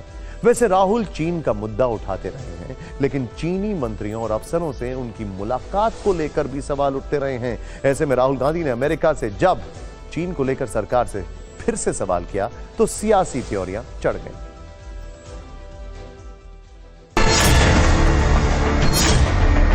कुछ का कुछ बोलना, चाइना का प्रेम भी सामने आ जाता है कि चाइना ने भारत की जमीन दखल की हुई है, जबकि जो भी जमीन थी वो उनके नाना परनाना के समय, नेहरू जी के समय हुई थी। चीन ने इस देश पर हिस्से पर कब्जा किया है, ये बोलना अपराध है, लेकिन चीन को क्लीन चिट देना अपराध नहीं है। ये कमाल का इनका दोगली नीति है भाजपा की। पंडित नेहरू ने जो भारत के साथ किया है वो घाव अभी तक भरा नहीं है। और चाइना में तो 34,000 वर्ग किलोमीटर जमीन उन्होंने चाइना के हवाले कर दिया। इसके लिए सोनिया गांधी, राहुल गांधी, तमाम लोगों को एकजुट होकर के देश से माफी मांगनी चाहिए। 4,000 किलोमीटर से ज्यादा की जमीन दबा ली गई है। आश्चर्य होता है कि मोदी जी क्यों इतना डरते हैं चाइना से कि चाइना का नाम भी जुबान पर जो जून 2020 के बाद आया ही नहीं। अब राहुल गांधी की उस तस्वीर की चर्चा जिस पर सबसे ज्यादा विवाद हुआ है। कल वॉशिंगटन डीसी में अमेरिकी कांग्रेस के एक दल ने राहुल गांधी से मुलाकात की। रबर्न हाउस में हुई इस मुलाकात में भारत विरोधी बयान देने वाली अमेरिकी सांसद इल्हान उमर भी मौजूद थी।